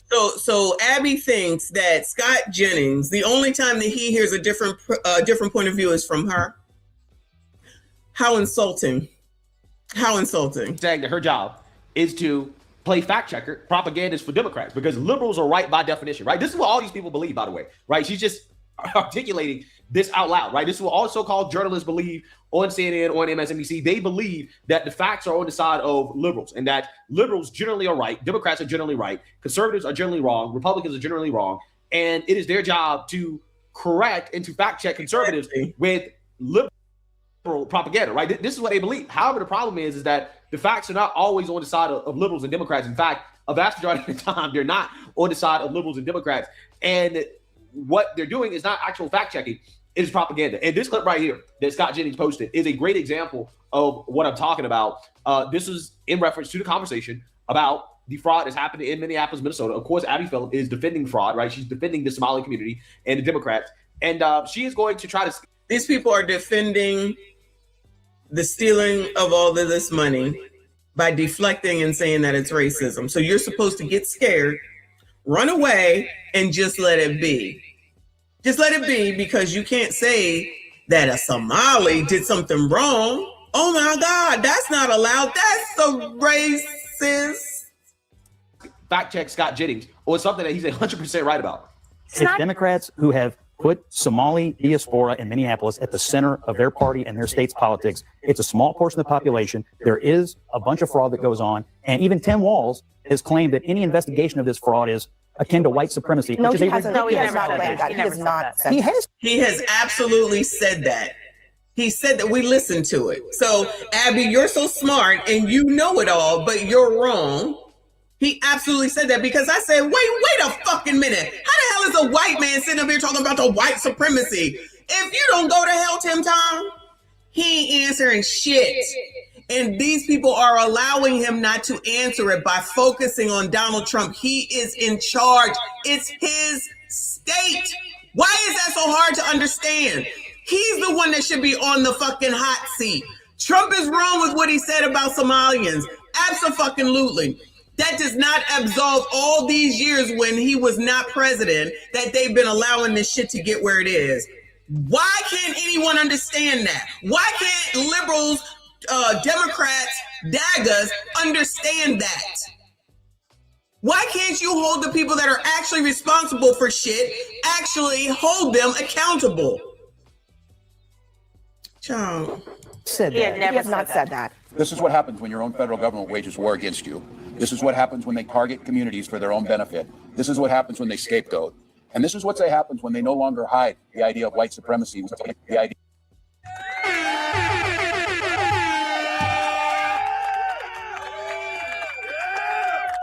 Shout out to Scott for just clipping this. This is exactly what we watched yesterday, because I'm like, and you Negroes, hopefully this man frowning right here on the left-hand side is looking at him like, nigga, what? Nigga, what? Because what the hell are we doing? So y'all black people are just allowing him to sit there and just be like, white supremacy. What the fuck? What the fuck is white? Then y'all will be the first ones coming over here talking about I'm a white supremacist, talking white supremacist talking points, but you let him get away with this shit? Child, please. Everybody is effing crazy. I don't like anybody. Trust me when I tell you. The idea of white supremacy. The idea of white supremacy. The idea of white supremacy. Yeah, so Scott Jennings posted this because all of these individuals basically swore up and down or said, oh, Tim Walz didn't say that. Tim Walz didn't refer to the investigation of fraud against the Somalis as white supremacy, except that's exactly what he did, right? Exactly. And because of that, she's getting a whole lot of backlash. This guy, Eric Erickson, said, CNN needs to start each Scott Jennings appearance with a fact check where Scott said something previously. Abby and the panel insisted it was not so. And we start the next show with the video showing Scott was right the whole time. So she got triggered by this, right? She says, give me a break, Eric. He was not referring to the fraud investigations in that clip. He was talking about Trump and Vance denigrating the Somali community. There are plenty to criticize Walz for, but he did not say that investigating fraud was akin to white supremacy. No, I'm going to go ahead and play the whole clip. And you guys tell me, do you think that Tim Walz is basically saying that investigating fraud was akin to white supremacy? Because to me, that's what it sounds like here. So this is what happens when your own federal government wages war against you. This is what happens when they target communities for their own benefit. This is what happens when they scapegoat. And this is what happens when they no longer hide the idea of white supremacy. When you hear the Vice President of the United States talk about now white people won't have to apologize for being white. That's never happened once in my whole damn life. And I think everybody in this room knows what they're doing. So we're here today to say enough of this. We're here today to stand that Minnesota will protect their neighbors. Yeah. So here's the thing, right? I think he's clearly referring to the investigations. He's clearly referring to the deportations of the Somalis, right? The ICE coming to Minneapolis, Minnesota. Again, a lot of it to investigate fraud. He's referring to the actions of the Trump administration in regards to investigating fraud in regards to investigating the Somali community as white supremacy, right? It's clear as day that is what he's saying. But according to Abby Phillip on the show, that's not true. He didn't actually say that. So again, she's getting a whole lot of backlash for this. Western Lensman says, Abby Phillip won't tell the straight story on Walsh, but here she is describing her job at CNN is to explain facts to conservatives. This was said to the nodding approval of the always factual bastion of journalistic integrity, Joy Reid. Yeah. So again, in her reply here, nobody's buying this, right? Because we have the receipts, okay? And everybody knows that's exactly what he said. Gene Robinson says, this is the black woman is the archetype that has done the most damage to black America, not the open enemy, but the obedient intermediary, the one who smiles while carrying water for white liberals, the one who polices thought, not crime, the one who uses education, credentials, and a platform to launder lies and shame dissent. This role is older than any television network. It is the same character every empire relies on, the internal influencer who convinces the people that truth is dangerous and submission is virtue. The one who reframes theft as compassion, scrutiny as hatred, and accountability as extremism, always fluent, always protected, always wrong. There is nothing courageous here. There is nothing principled. This is career preservation dressed up as more authority. This is narrative compliance sold as journalism. This is what it looks like when proximity to power matters more than loyalty to your own people. History remembers these figures poorly, not because they were loud, but because they were useful. They stood between the community and reality, and they did it willingly. When the smoke clears, the record always shows the same thing: who spoke, who lied, and what Democrat benefited. Contempt is earned when truth is traded for access, and it has been earned in full. Yeah, I agree, right? I mean, that is the role that Abby Phillip is playing, right? And they're never going to apologize, ever. They're never going to apologize ever, even when proven to be wrong. That's the other thing. When's the last time that you heard anybody apologize for anything? Anybody? Nobody. That's what I'm saying. There's no compromise whatsoever on either side with regard to anything. This person says, no one is buying your crap anymore, Abby. The worst thing that ever happened to you. Oh, no, plenty of people are. Was them adding Scott Jennings to your panel. You are just the worst, smug and ignorant. Walsh did, in fact, say that investigations into fraud were due to white supremacy. Yeah, I mean, that's what it sounded like to me. Now, again, if any of you guys have a different interpretation, right, let me know. Which black people, they're the Somalians allegedly look like they're taking the talking points that, y'all try to use for other things. So isn't it interesting? Somebody else always taking the talking points and using it for their benefit. And it looks like it's working for the Somalians, but child, if this was a bunch of real black people, because these people are not black, they're Somalians, this story would be different. That's what y'all would typically say. What do y'all think? Would it be different if it was a bunch of black people, actual black people? And would they not want to be hearing none of this shit? And would they be fighting this hard? I'm thinking no. But that's what it sounded like to me. Okay, give us all a break. Gaslight Abby. We all know what Trump and Vance were responding to. It was Somali fraud. Walsh was clearly covering for his years-long facilitation of the fraud by running to quote-unquote white supremacy. Busted. Abby, just admit you were wrong.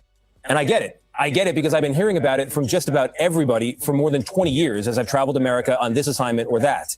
My mom's neighbors in West Virginia, my own neighbors in New York City, thousands and thousands of conversations in between. Sometimes people want to talk to me about our coverage of NAFTA or the Iraq War. Other times it's all about Hillary Clinton's emails or Russiagate. Or more recently, COVID lockdowns, Hunter Biden's laptop, or the president's fitness for office. The point is, on too many stories, the press has missed the story because we've taken into account the perspective of advocates and not the average American. Or we put too much weight in the analysis of academics or elites and not enough on you. And I know this because at certain points, I have been you. I have felt this way too. I felt like what I was seeing and hearing on the news didn't reflect what I was seeing and hearing in my own life, and that the most urgent questions simply weren't being asked. So here's my promise to you today and every time you see me in this chair. You come first, not advertisers, not politicians, not corporate interests. And yes, that does include the corporate owners of CBS. I report for you, which means I tell you. Johnny, if you get fired, y'all know why. What I know, when I know it, and how I know it. And when I get it wrong, I'll tell you that too. It also means I'm going to talk to everybody and hold everyone in public life to the very same standard. After all, I became a journalist to talk to people. I love talking to people about what works in this country, what doesn't, and not only what should change, but the good ideas that should never change. I think telling the truth is one of them. I'm Tony DeCopel, the anchor of the CBS Evening News. Hold me to it. Yeah. So this guy is saying that, hey, I want to be held accountable for pushing propaganda. Yeah, well, again, if he gets fired, then you know why. Just because good luck to that man. Okay, good luck to that man. But I just have a feeling that he might not be there for much longer. Allegedly. Moving on though to this damn expensive ass eyeglass, stupid ass looking meeting here. Okay, to tell us that somebody broke into a daycare to steal paperwork. Someone broke into a daycare to steal their records, so now they can't provide the records, child. You can't make this shit up. That is spelled Nasrullah. That's as loud as it gets. Mohamed. I'm the manager at Nokomis Daycare Center, and today I want to talk about what happened yesterday. Yesterday morning, I was called by the owner. Liberal white people in the background, child. Because unfortunately, someone came in to our daycare. The cleaner called the owner and told him what happened and the vandalism that happened. The owner called us. Me and another manager came into the scene around 6 a.m. We looked and saw what happened, and we saw that. Wait a minute, you got broken into and you just said, child, I see it in the morning. You didn't go down there. You just wanted to sleep in. You weren't worried about it. All right, child. The suspect came in from the back, broke in from the back kitchen, and he also destroyed the wall to come in. As he came in, he broke a door from the wall from Family Dollar from the side. He couldn't, unfortunately, we don't know if that he went in or not, but we saw that it was damaged. As we walked around the daycare, we saw that our office doors was broken into as well. We saw that, unfortunately, Okay, you're not listening. This is as loud as it gets. I can make it bigger though. Pause. But that's as loud as it gets. There was important documentation, enrollment of the children, and also employee documentation that was gone. There were also checkbooks that were ripped from our check papers that were ripped from our book. This is devastating news, and the checks were stolen. So somebody out here breaking in to write checks, y'all. Is that what we believe? We don't know why this is targeting our Somali community as one. It's a break-in, sir. Why does it have to be the Somali community? It's a break-in. How do you know it's about Somalis? How come it just can't be a break-in? Narrative much? Video made by a specific individual made this all happen. How the hell he know that this happened because of Nick Shirley's video? Wow. We're receiving hateful messages through our voice notes threatening us for the past couple of days, including one that happened yesterday morning after the break-in. This is frightening and exhausting because this is happening to us Somali communities as Somali Americans. We are supposed to stand with each other and help each other through everything that's happening. Ooh. This is also sad that a video can cause all of this. I want to say that there are hundreds of daycares out there, Somali daycares that are out there, and we all help our children and everyone in our community. Oh, so you're admitting that no one else is allowed to go? Isn't that discrimination? We have high quality daycares, and this is very sad news that one individual who made a false claim about fraud that is happening in the daycares helped engage everyone else to come and do this to us. We are not a part of any harmful things that are being said. We have no problem with CCAP, and our licensing has been good, even the inspections. I want to say no intimidation is going to stop us from what is happening and upguiding our community. Thank you very much. Good morning. My name is Mary Solheim, and that is spelled Mary Solheim. And I'm a child care provider in Maplewood. I'm here today to support Nokomis, the child care center, the teachers, the families, and their children. What happened here is absolutely unthinkable. And it is the direct result of the inflammatory rhetoric coming from the constant. Can I ask a question? I'm sorry, I got a question. For the regulars. Have we been talking about crime being down for the longest time? Remember Chicago, NYC, Memphis, California, right?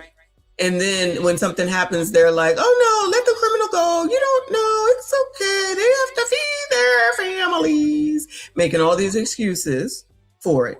But now that this break-in, of which nothing got stolen, it wasn't no food taken, it wasn't no crashing at the Louis Vuitton store, it was no crashing at the Gucci, Fucci, Poochie, or Lucci. There was nothing but alleged paperwork, right? But now all of a sudden, they just know from Gate, it's targeted. It's because of Nick Shirley. It's because of Donald Trump. It's because of this. It's because of that. Well, wait a minute. So now we're supposed to be caring about you getting paperwork stolen, but when we be talking about all these people whose homes is getting broken into, people who getting taken on the fuck up out of here, y'all got all the excuses for those criminals. Now all of a sudden we supposed to care? I promise you I don't.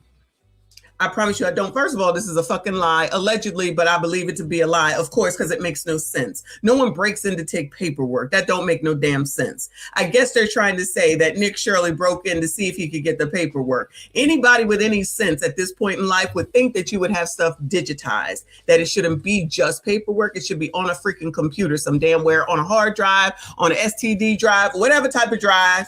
Save somewhere so that you have your important information so you don't depend on the filing cabinet that we pointed out the other day. No, that don't make no sense. Okay. So now all of a sudden this is disgusting that Mabel, liberal white woman, got to jump up here and start talking about this is disgusting. This is disgusting.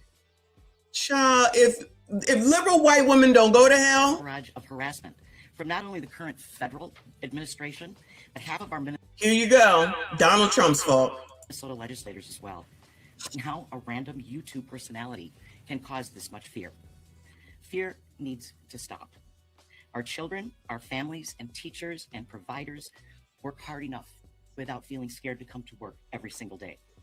What happened here underscores that there is reason to be scared. We heard last night that the federal government that is complicit in this rhetoric is freezing our child care funding for the entire state of Minnesota under the guise of rooting out fraud. This has to stop. It is dangerous and people are getting hurt. Our child care assistance program that relies on federal funding serves over 20,000 kids in over 4,000 programs. Has anyone considered what happens when 20,000 kids can't get access to child care? That's 20,000 kids whose parents can't go to work. That's 4,000 child care programs whose teachers aren't getting paid. That's entire communities that will soon be shut down. Ma'am, go get the STD drive and just send the information on. Is that a weird thing to say? I know it's an SD drive, but I like saying STD. Why is this such a thing? Why can't you just get into the computer and send the report on? That's how taxes are done, y'all. In case y'all didn't know, they call e-file. E-file. So you go ahead and you just click that button and the shit gets sent on. Remember, for those of us that are older, we used to do paper taxes and then you attach the W-2s. Then you had to find an envelope. Then you had to find a stamp. Then you had to go wait in a long ass line of the people that waited until April the 15th in order to turn it in. And you had to wait so that you could be sure that it was stamped so that you wouldn't be considered late. Y'all remember all that? All that alleviated because you can do it online. Electronically. Okay. I'm just saying. Come up with the times like everyone else has. So you telling me Minnesota hasn't come up with the times? All they got is the black filing cabinet? Because this sounds stupid. This sounds half damn stupid. And of course, liberal white women, always a problem. I don't care what nobody say. Always a problem. Shout out to Uncle Rick. He said blockchain ledgers will be implemented by year end. All these people need to be implemented the fuck on up out of here, starting with Timmy and the mayor and Ilian and whoever the hell else is in charge of audit and compliance, because there is fraud in everything, y'all. There's fraud in everything. But it's not up to this amount where people are living large. And the fact that they're trying to act like this is racism when we have seen so many people here on this channel, we've covered so many people with the PPP loan fraud, where they've just been taking vacations and buying shit and did all this stuff with money that didn't belong to them while they lied in order to get the funds. Then people start taking them in and they're like, well, why did you do that? When all the corporations got forgiven. Those corporations employ you motherfuckers. Well, not now, child, because clearly everybody getting laid off, but they employ you. That's where you get money from. George, who's down here saying that he got 15 employees, ain't got near none, and got $50 million in PPP loans. So you just like, oh, he should just be able to go just because? Child, that I don't understand. That mindset don't make sense to me. Now Mabel over here trying to justify and try to blame Trump, of course, try to say that this is racism, because that's basically what she's saying. And now they can't turn in anything because all the paperwork is gone. Child, if these people don't go to hell. I know the Minnesota child care system inside and out. I know how incredibly difficult it is to commit fraud in the child care assistance program. I also know that our child care providers are of Somali descent are being racially targeted because I have witnessed it. You're awesome. There she goes. Racism. Racially targeted. You're awesome. Child, you can't make it up. You're awesome. Oh, You're shoot. awesome. You're awesome. You're awesome. Shout out to Reaper. Thank you so much, hon. I appreciate you. You're awesome. As always, with 20 memberships. If you did get a membership, please make sure you thank that to Reaper. You're awesome. Shout out to all the channel members. I appreciate you. Everyone, please make sure you hit the like button, subscribe if you are new. Thank you so much, hon. As always, I appreciate you. Mabel is up here telling a tale, is what it used to be said back in the day. Shout out to Generation X. We want the state to catch child care centers committing fraud. We want them to be held accountable. It hurts all of us. It hurts children especially, and it hurts child care centers that are working tirelessly to provide high-quality child care. But fraud does occur across race, across income, and across geography. When a few child care centers that serve white children commit fraud, do we decide that every child care center that serves white children is committing fraud? I'm about to shut this shit down. I am about to shut this shit down. She basically saying the same thing that Timmy said when he was talking about the white supremacy. Oh my God. White people, if y'all don't sit down some damn where, let me rephrase, liberal white women, if y'all don't shut the hell up, y'all think that this shit is cute and it's helpful. It's not. You sound crazy. What the fuck? And across geography. When a few child care centers that serve white children commit fraud, do we decide that every child care center that serves white children is committing fraud? No. The Somali child care community. Child, if he said no federal funding for child care, that means none of y'all are getting it, which is why y'all are here. She's lying. The reason why they're here is because they're now being affected with an egg.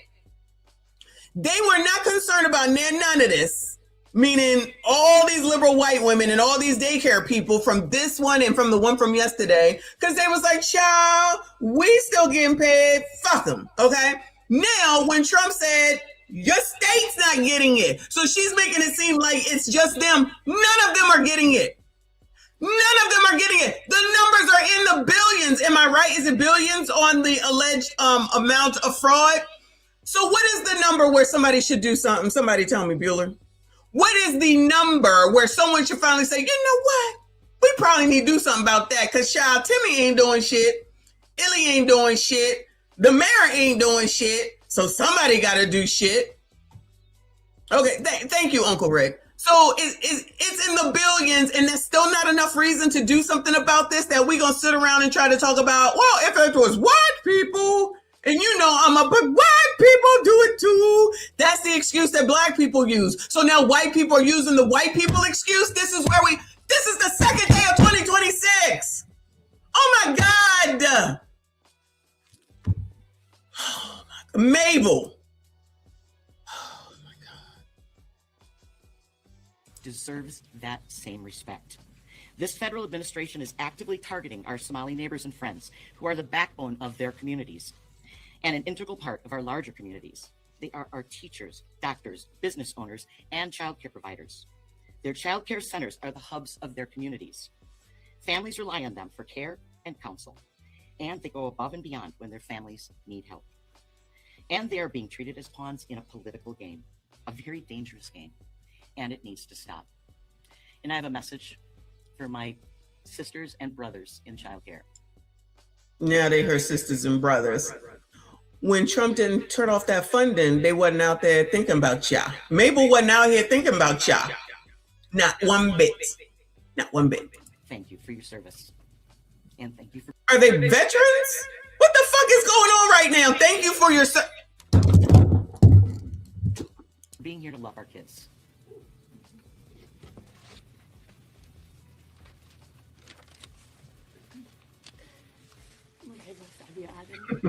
My name is Sadia Adam. This is Speak up. amazing. Take that mask off. I have not seen any problem before this time in the child care center. I'm a working parent, and I bring my kids here while I'm at work. I would turn on the violins, but we already can't hear it. Ashy Foot, I appreciate you, boo. Shout out to Ashy Foot in the building. He said, I tried to tell them to send their kids to Ashley's All Day Daycare and Leering Center, but just because I couldn't get the job done with Kendra, they said no. Shout out to Kendra Gilliam. Shout out to you, boo. I see you. I appreciate you. Child, this is a shit show. This is an absolute shit show. And this white lady back here standing next to Timu Simon Cowell look like she about to cry at any freaking moment. What is going on? White women, what is wrong with y'all? Y'all just got to be a part of something that you'll just be a part of anything, even if it don't make no damn sense. So y'all didn't talk to yourselves in the mirror before you went out here and said, y'all, we didn't give one damn about this shit because we wasn't saying shit. Because we know Messi was over there asking, where's the outrage, child? How come ain't nobody protesting? How come ain't nobody in front of Tim Tom's house? How come nobody in front of Ilyan's house? How come ain't nobody down there demanding answers and minute damn soda? Why ain't nobody there calling them out? Then all of a sudden Nick came out with his video. Now y'all are oppressed. Now it's white supremacy. Now it's racism. All those talking points that at this point don't mean anything because they've been used to death. And somebody is supposed to give a damn when you got Trump trying to get illegals on up out of here already. Please. This is half damn crazy. And now I cannot bring my kids anymore because they are too scared. Tell that white woman about to cry. And I don't have anyone to be home with the kids while I go to work. And I would like the person who did this heinous crime to be caught. Breaking into the file cabinet is a heinous crime, y'all. Breaking into the file cabinet is a heinous crime. So all them carjackings we didn't see, that wasn't heinous. All them backing into the Louis Vuitton, Gucci, Fucci, Pucci, and Lucci, that wasn't heinous. All the people that's been taken on up out of here, that wasn't heinous, because there's enough people fighting for all of those criminals to go free. And let's not forget that the Black Cindy, I'm sorry, not her, Jasmine Crockett said, you're not a criminal unless you think that you're a criminal. These Democrats, these liberals, these liberal white women will take any opportunity, just even if it's to their detriment and y'all's detriment and our detriment, just to try to stick it to a man that they don't even know, that they never have to talk to or come in contact with. Just figure out how to maneuver until he gets the fuck up on out of here and work on what you're going to do to get your person in. Because at this point, there's nothing that they could do to get me to vote Democrat. At this point, there is absolutely nothing that they could do to get me to vote Democrat. Not a damn thing.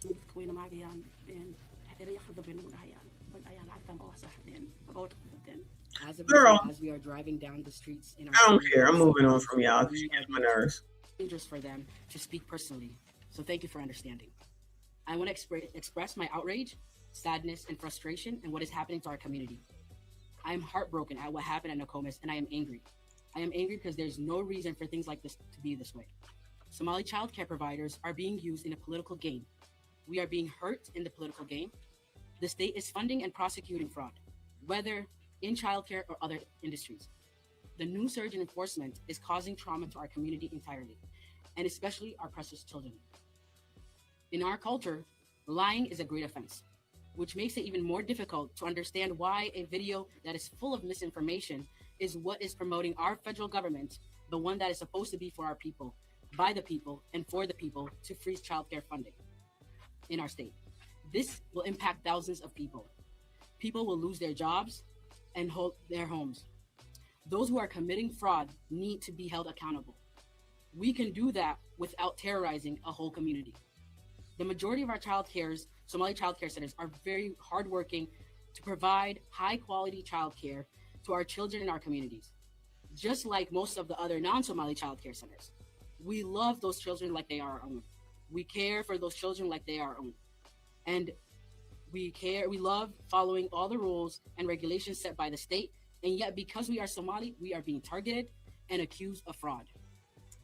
Yeah. The billions of dollars has nothing to do with it. It's just because you're Somali, child. Who is even, child, I'm over it. I'd rather go to TikTok than listen to this bullshit because that's absolutely what it is, child. It's not even 2 hours. Shout out to me for getting through it because everybody getting on my nerves today, including a bunch of motherfuckers in this chat today. But shout out to Wyatt. I appreciate you, boo. He said, where are the owners of the building at? They probably own the buildings, actually. That wouldn't surprise me. That would not surprise me if they also own these daggone buildings.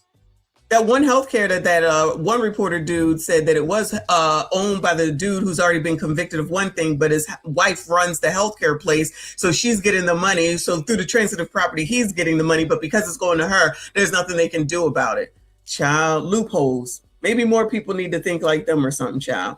Anyway, back to TikToks where Black people are finally saying we're not getting involved with this shit. So this is Somali people saying, help us, help us. After that shit show, even before then, but after that shit show, not even. Child, you know it's not you. Stop it. Shout out to all of y'all, though. Hit the damn like button. But, child, if you just want to be in here and be ignorant, that's fine, too, because all views matter, child. Come on, child. I am currently asking for a ceasefire. I'm asking for a ceasefire between the Somalis and the African Americans. Please. We got something bigger going on right now. This is a divide and conquer situation happening in Minnesota. Y'all know we ride together when situations arise out here. When that George Floyd stuff happened, he was out there. Ain't nobody was asking what type of black he was. We all felt that. So I just don't want this ignorant conversation to overshadow what's really happening. Don't give them the upper hand. Why are we acting slow? I'm asking for a ceasefire. This is so ironic to see Somali people. This is like the second video I saw, first of all, of them referencing George Floyd. We were all together during George Floyd. First of all, everybody and their mother was outside. It was a national thing. Like, it was very clouded. It was very trendy. It was very trendy to be marching and saying Black Lives Matter. Child, people just want to get out the house.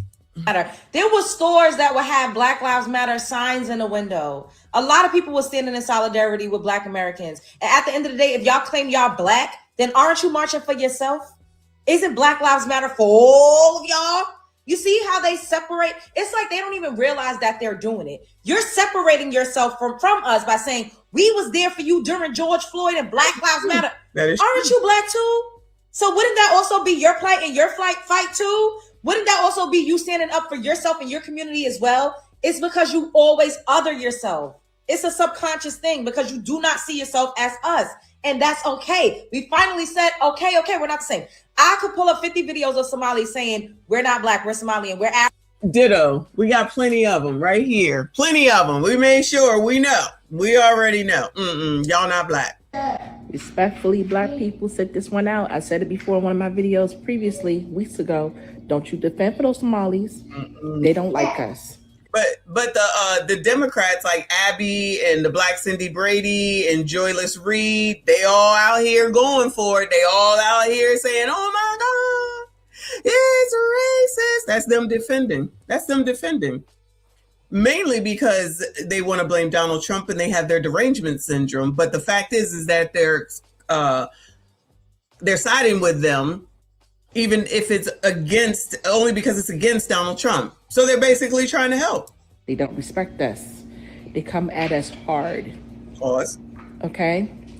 Let the Somalis figure this one out. Sit this one out. This ain't. The biggest fear is, as Black Americans are delineating, and America as a country is doing the same thing. They're coming after us. Donald Trump got elected. Immigrants are scared. So now Black Americans are doing their own thing. At the time, we're hoping that they would be standing up for us, and being part of our coalition. Black people, why are y'all not standing up for them, child? What's wrong with y'all? Be a part of the coalition. But and that's the problem. We don't know what to do now. Yeah. They don't know what to do. And they went to Tariq Tariq Nasheed of all people to look for help and answer questions. Tariq Nasheed? Tariq, do they know who he is? Child, please. We told people, they kept telling us, well, you FBS don't wet hide. You don't wet. We came over with $2 and we were this, and y'all need to learn from us. It got real bad. And people got very arrogant. And even Jamaicans, they still do it. They still tell us, oh, don't come to Jamaica. Oh, don't do this. You are entitled. And Y'all were telling us all of this stuff about how hard you worked and how lazy we were. And we said, okay, well, handle your business then. And now people don't like it. And can I say something? Do you know, I think that's why a lot of immigrants are running for office. There's a lot of Somalis in Minnesota, the New York mayor, because I think they're scared now since that, the current political system in America, and maybe Black Americans are not as supportive anymore. So they feel like they have to fight for themselves. They have to have a presence, or else it's over for immigrants here. Yeah, and that ain't. Think about it. So now they want unity. Now that they know that we know that we not African. Where was that be the thing? Where was the wanting to come together? Where was the Black diaspora? We need to come together before Black Americans knew we were the American Indians, indigenous to America. Where was all this energy before? Because if I could recall before, Africans, Caribbeans ain't want nothing to fucking do with us. Before. Now we wake up. Now everybody, think about it. Think about it. Like, where was that energy before? That's all I'm saying, Bubs. That's what I'm saying. Where was it before? Listen and see how dangerous this situation is. I can't understand. I can't. So a Somali gentleman was online with Tariq Nasheed discussing how we're not uniting with them and standing up for them. Us, FBA, if that's what you want to call us, African Americans, Black people in America, and was kind of asking for a truce. I'm going to let you listen to the conversation, and then I have a little bit of a comment afterwards. So let's listen in. The biggest fear is, as Black Americans are delineating, and America as a country is doing the same thing. They're coming after us, Donald Trump. For your tax dollar, don't know their fathers. African Americans, they don't even know their fathers. They don't even know their fathers. It was all of them, most of them were the product of one night stand. One night stand. I know damn well nobody really made this video. I'm not believing this one. What I'm witnessing right now with the Somalians out there in Minnesota and all the issues that they're dealing with Trump and deportation is a prime example. Their response to it is a prime example of why FBAs call Black immigrants tethers. I'm sorry, I'm not one to use that word, but I can see what they mean, because the tether means to attach yourself to something. And right now, shout out to tethers. We only like certain tethers around here. I see a lot of Somalians who have never considered themselves Black attaching themselves to Black Americans as a way of deflecting what's happening to them and saying like, oh, we're all Black and he's doing the same thing to us because we're Black, just like Black Americans. Listen to this. President Trump and the base that is attacking our community. We understand that you are here to divide us, to create fear amongst us, and to selectively target the Blackest immigrant and Muslim community in this great state. President Trump has had a history of targeting Black people long before he ever ran for any office. Yeah, taking the talking points. They must have been studying the Blacks, child. They taking all the talking points. Does the Black Cindy Brady not hear this? Does Rolly Roll not hear this? Child, they just using them talking points that y'all was using, and now they're using it for themselves. I guess it's just me, right? Healing needs to happen between the African American community and all Africans, actually, all African diaspora. That is definitely conversations that we should be having, 100%. It's very multi-layered. To say that Somali people hate African Americans, no, we do not. We do not. A lot of the first generation who just came do not understand your history.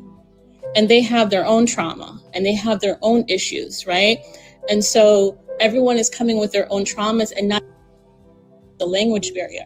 But us who've grown up in the US, listen to us when we say, we love you guys. Aww. We don't have a problem with you guys. We see. Oh, they love y'all. Oh, who knew? That's not what them videos was saying, child. Before all this started, that is not what those videos that y'all put out was saying. My, how things have changed. I've been saying that Black Americans don't have allies for the longest, right? Mm-hmm. Now, this proves my point.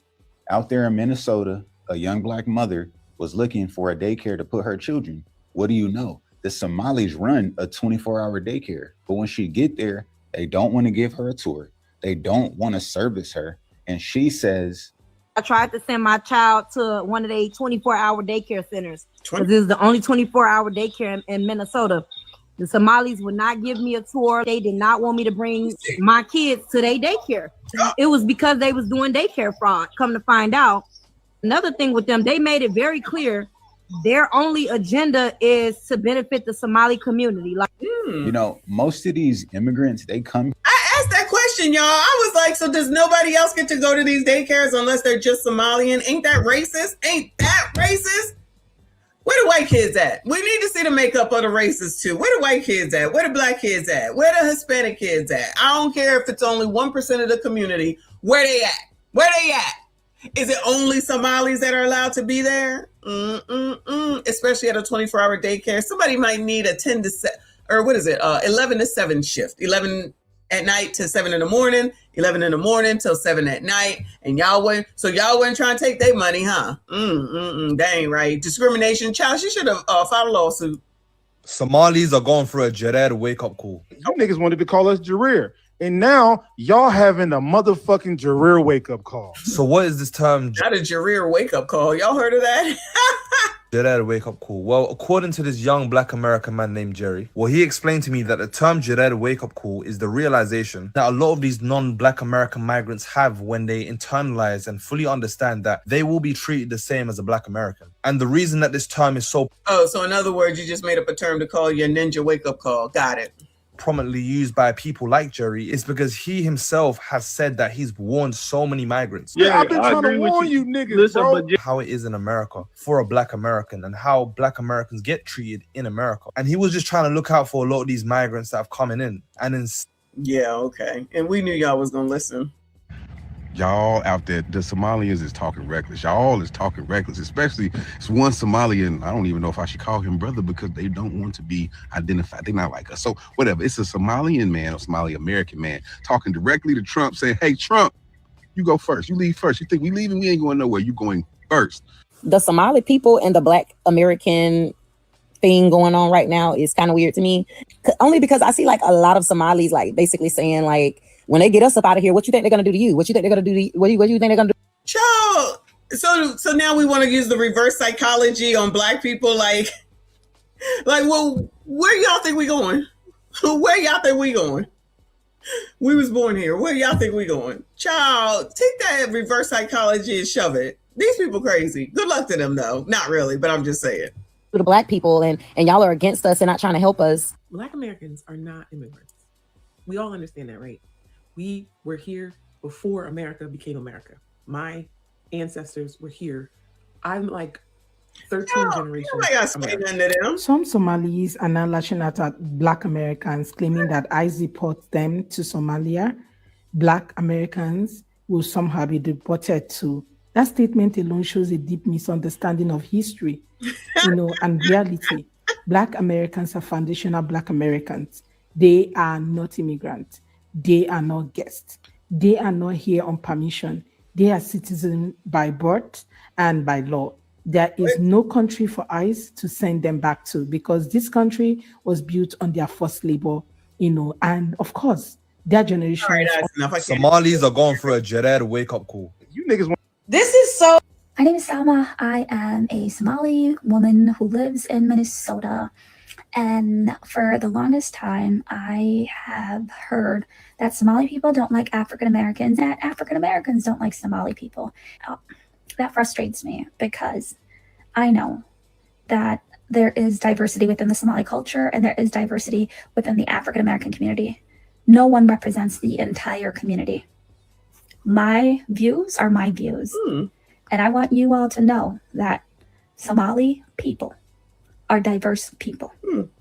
And that in America, we must acknowledge that as Somalis, I have access to opportunities because of the civil rights movement and the sacrifices that our African Americans, brothers and sisters, have done. Yeah, remember that, blacks. Yep, they get to take advantage when y'all allowed because it wasn't me, black and brown, to be tossed on up in there. They can scoop right on in there. Then you got Tim Tom. That's the other thing, sitting up here talking about the white supremacy. Can't make this shit up, child. Day number 2, first Friday in 2026. Foolishness, child. I have to do a better job of learning. And for our African American brothers and sisters, please know that we do not believe that we're better than you. Y'all. Racism wants us to be divided, wants us to hate each other. Y'all heard these talking points before? Racism, child. Racism. We are powerful together. Yeah. I'm tired of seeing our youth fighting in the schools or in the community. Yeah. We are two communities who have different histories, and there are shared experiences in America. So for all the folks who are out there wondering if Somali people don't like African Americans, I just want you to know that is a myth. That is not true. As Muslims, we are taught in humanity. If one person is hurting, it's like all of humanity is hurting. Yeah. And again, Child, she got all the talking points that I already know them, and I ain't never heard this before. I can't take it. Uncle Rick said, Messy, me and my wife were friends with these 2 Somali girls. They used to get talked about because they hung out with us by their friends. Yeah, you can't be over there hanging out with them Negroes. We are not the same. I bet. Know that Muslim people, Somali. Not to mention, we seen the videos. People are not perfect. So there are people who represent themselves, may not be following the teachings of the Quran and the Sunnah of our Prophet, peace be upon him. And those people, they represent themselves. So please, let's work together to eliminate this narrative, this very toxic, dangerous narrative that keeps us from connecting with one another. Somalis. What's going on, Somalis? How y'all doing this morning? They say Minnesota nice, but when it's us that need the unity, everybody turns their back. They say Minnesota nice, but I see African Americans. Child, I'm not trying to be mean. I am, but I'm not trying to be mean, allegedly, but I am. These heads, child. All I see is kazoo. If you know, you know. All I see is kazoo.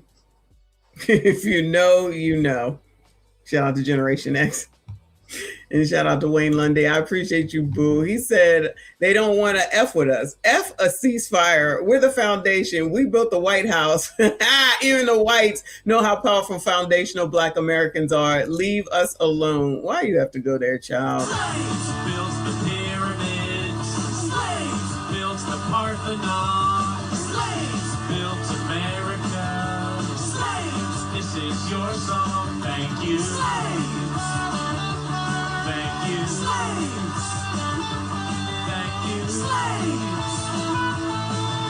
Slaves. This is your song. Thank you.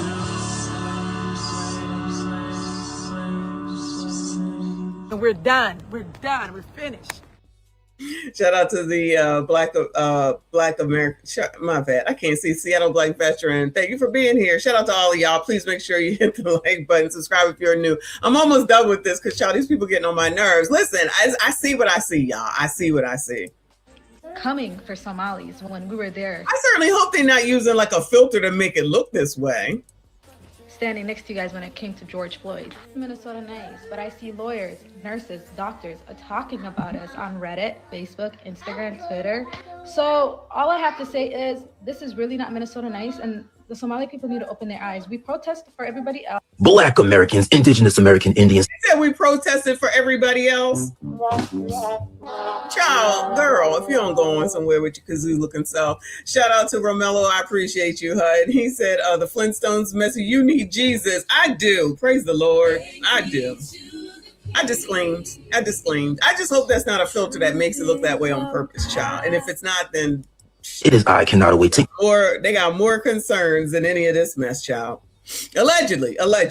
Y'all made your own communities. Y'all said you had your own culture, separate from us. So now that you're in trouble, you want to claim blackness? You want me to advocate for a group of people, for a community that, generally speaking, collectively does not refer to themselves as Black. There is a real tension between the Black Americans and the Somali Americans. Yes.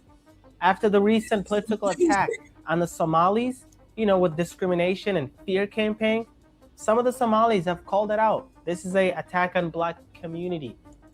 The moment they did that, the Black Americans responded, "You're not Black. That's our identity." Eesh. Somalis stepped back and said, "Okay, we'll start calling ourselves Somalis." Chill like that. The moment they did that, the Black Americans responded, "Stop acting like you're not Black." Eesh. Somalis are confused. Here's the reality. The term Somalis are confused, John. Black is a racial category. However, over hundreds of years later, it actually became an ethnic identity as well. All right, I'm not listening to a man that's putting peanut butter and honey on a sandwich, but maybe that's a good thing that I'm just not aware of, child.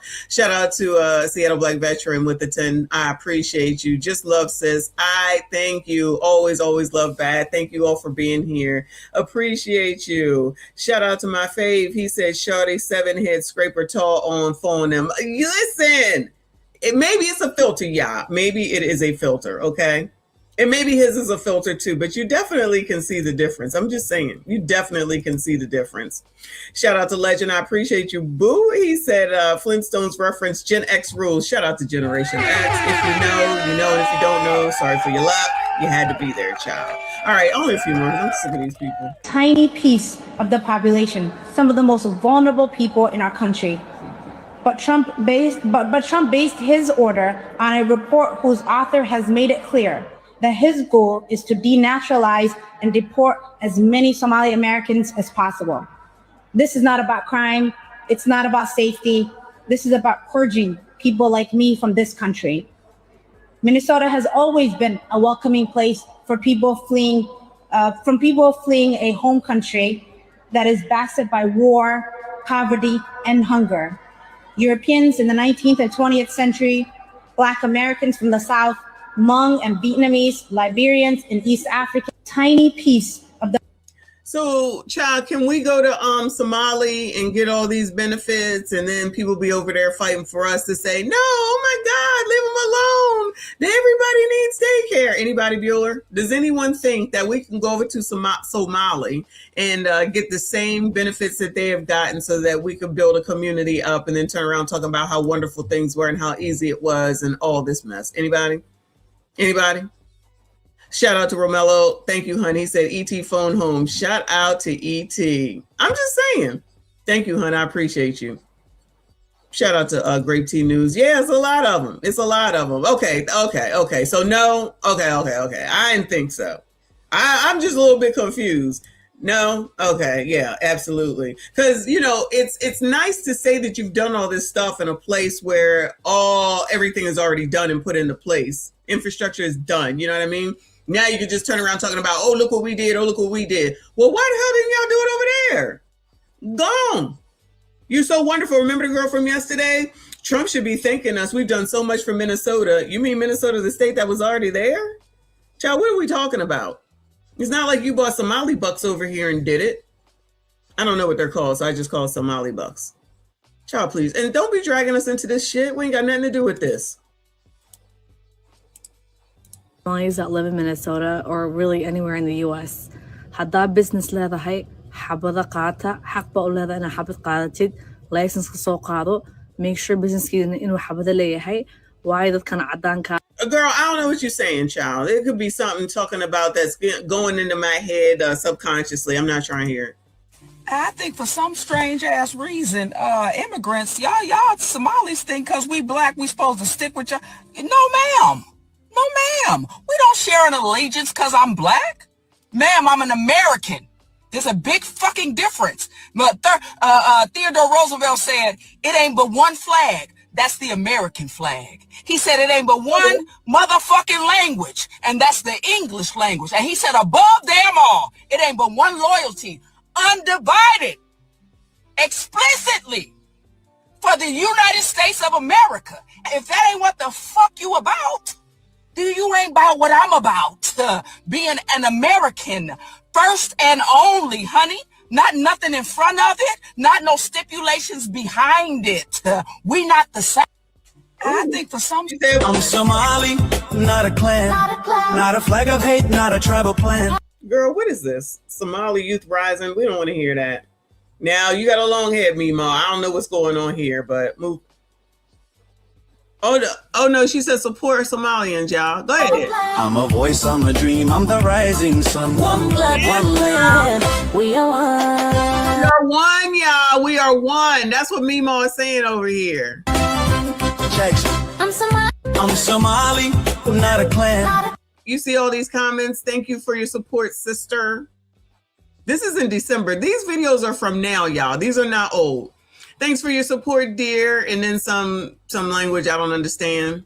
Thank you so much, sister. I'm not Somalian, but I'm here for the love. Oh, thank you, sister. We are one. It's working on some. I am Somalian, not a clan, not a flag of hate, not a tribal plan. I'm a voice, I'm a dream. I'm the rising sun, one blood, one land. We are one. We are one, y'all. We are one. There you go. Whose auntie is this, y'all? So this commenter left a comment on my video talking about being a model minority is not going to save you. And they say, as an African immigrant, they want to live in a safe neighborhood with no drugs or gangs, but they love African American people. They just don't want to live among us. Exactly what I said in that video. This person has no idea how bigoted, because they can't be racist because they have no power to be racist, how absolutely ignorant and bigoted this comment is. Now, I don't know where this person lives, but I know in my city for a fact, there are 3 wealthy neighborhoods that are just predominantly Black people, where we have Millionaires Row on the south side of Chicago, where it's predominantly Black and people have money, okay? There used to be a Northern Trust bank right off of 95th Street because there were millionaires living 2 blocks from that bank. All right, y'all. I don't know about anything good going on in Shadam Chicago, but y'all got that. Ashley Foot, thank you, honey. He said, I want a Nigerian song, damn it. Hashtag we are one. There might be one out there, child. There might be one out there. You know, I don't know it. This is half damn crazy. Somali people have clearly stated that if you're a Black American like myself, that we're not the same. Correct. They're saying, hey, no, we're Somali. You guys are American. I know we're the same skin color, but we're different. They're saying all Americans. So if you're from America here, no matter the color of your skin, they're going to take over all Americans. And they're saying we're Somali. So that's a clear distinction, clear difference. And they're saying, hey, no, we don't want to be them. We're not them. We're separate. Don't call us your brother. They're saying you Blacks in America, we're not your brothers. You're Black. We're from Somalia. We have our own brothers. You guys have your own brothers. Yeah. Which is all Americans. I mean, listen, some people could learn some stuff.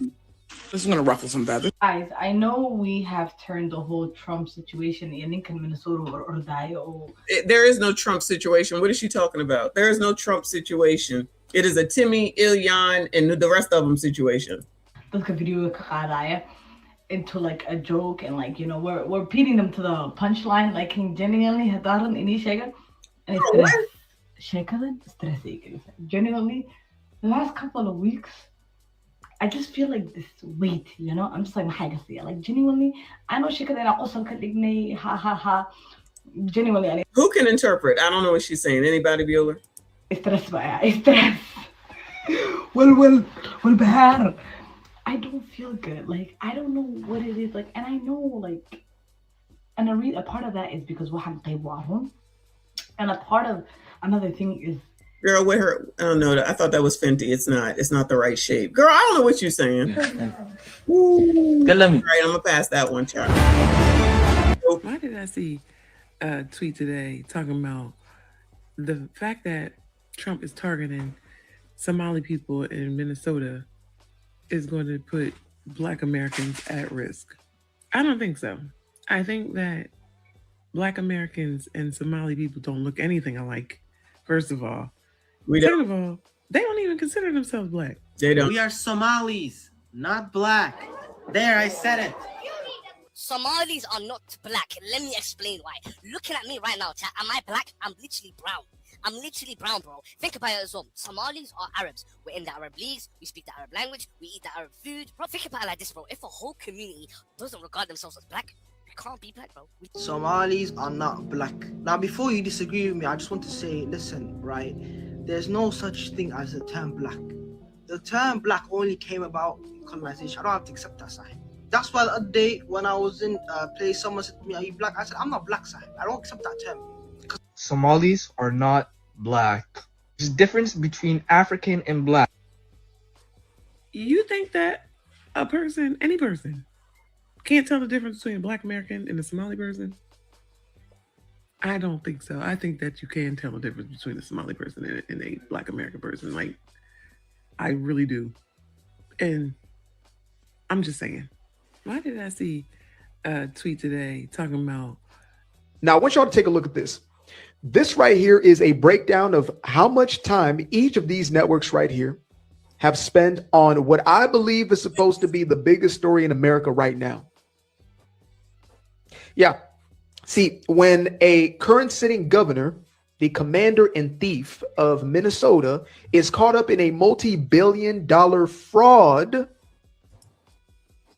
embezzling taxpayer dollars in order to siphon that money into the pockets of illegal immigrants, or specifically an 80 percentile of Somalians who are being paid by the government to chill. Yeah, when that whole thing gets exposed, according to ABC, CBS, and NBC, aka the mainstream propaganda machine, that is considered a non-story. A non-story, which is how we got here. Why is no one talking about this? We were just talking about that before Nick came through. It's like, why are y'all not talking about this? This don't make any sense. Now all of a sudden it's racist. And by the way, for anybody who's trying to call this whole thing racism, shout out to ARP.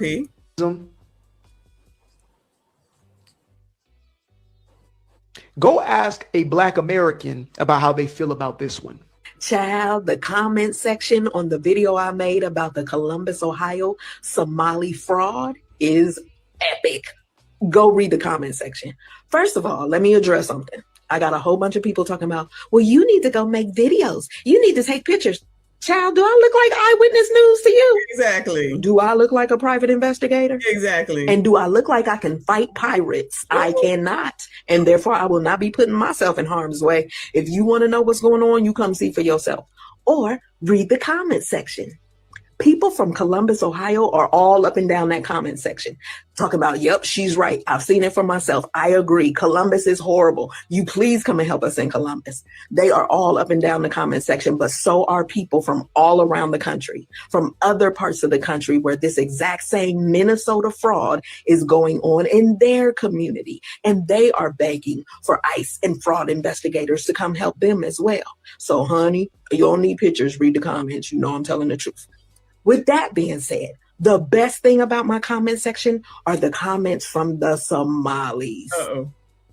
Child, they are laughing at us, saying we just jealous because we don't know how to work the system the way they do. They are admitting to the fraud. They are saying stuff like this is their land. They were promised the United States of America, and so they are taking it and taking it over. Go read the comment section, honey. It's better than the video. You don't have to read the comment section. I have some clips for you today. Hit the like button, share the video, subscribe to the channel. And for the first clip, the opening clip there, don't you find it suspicious that mainstream media is not covering a story where a sitting governor under his watch, 6.5, upwards of $8 billion has gone missing due to fraud? And mainstream media has decided not to cover it? Don't you find that suspicious? Yes. Let's keep going in this video. Hit the like button. Share the video. Absolutely. Shout out to ARP, A Righteous Perspective.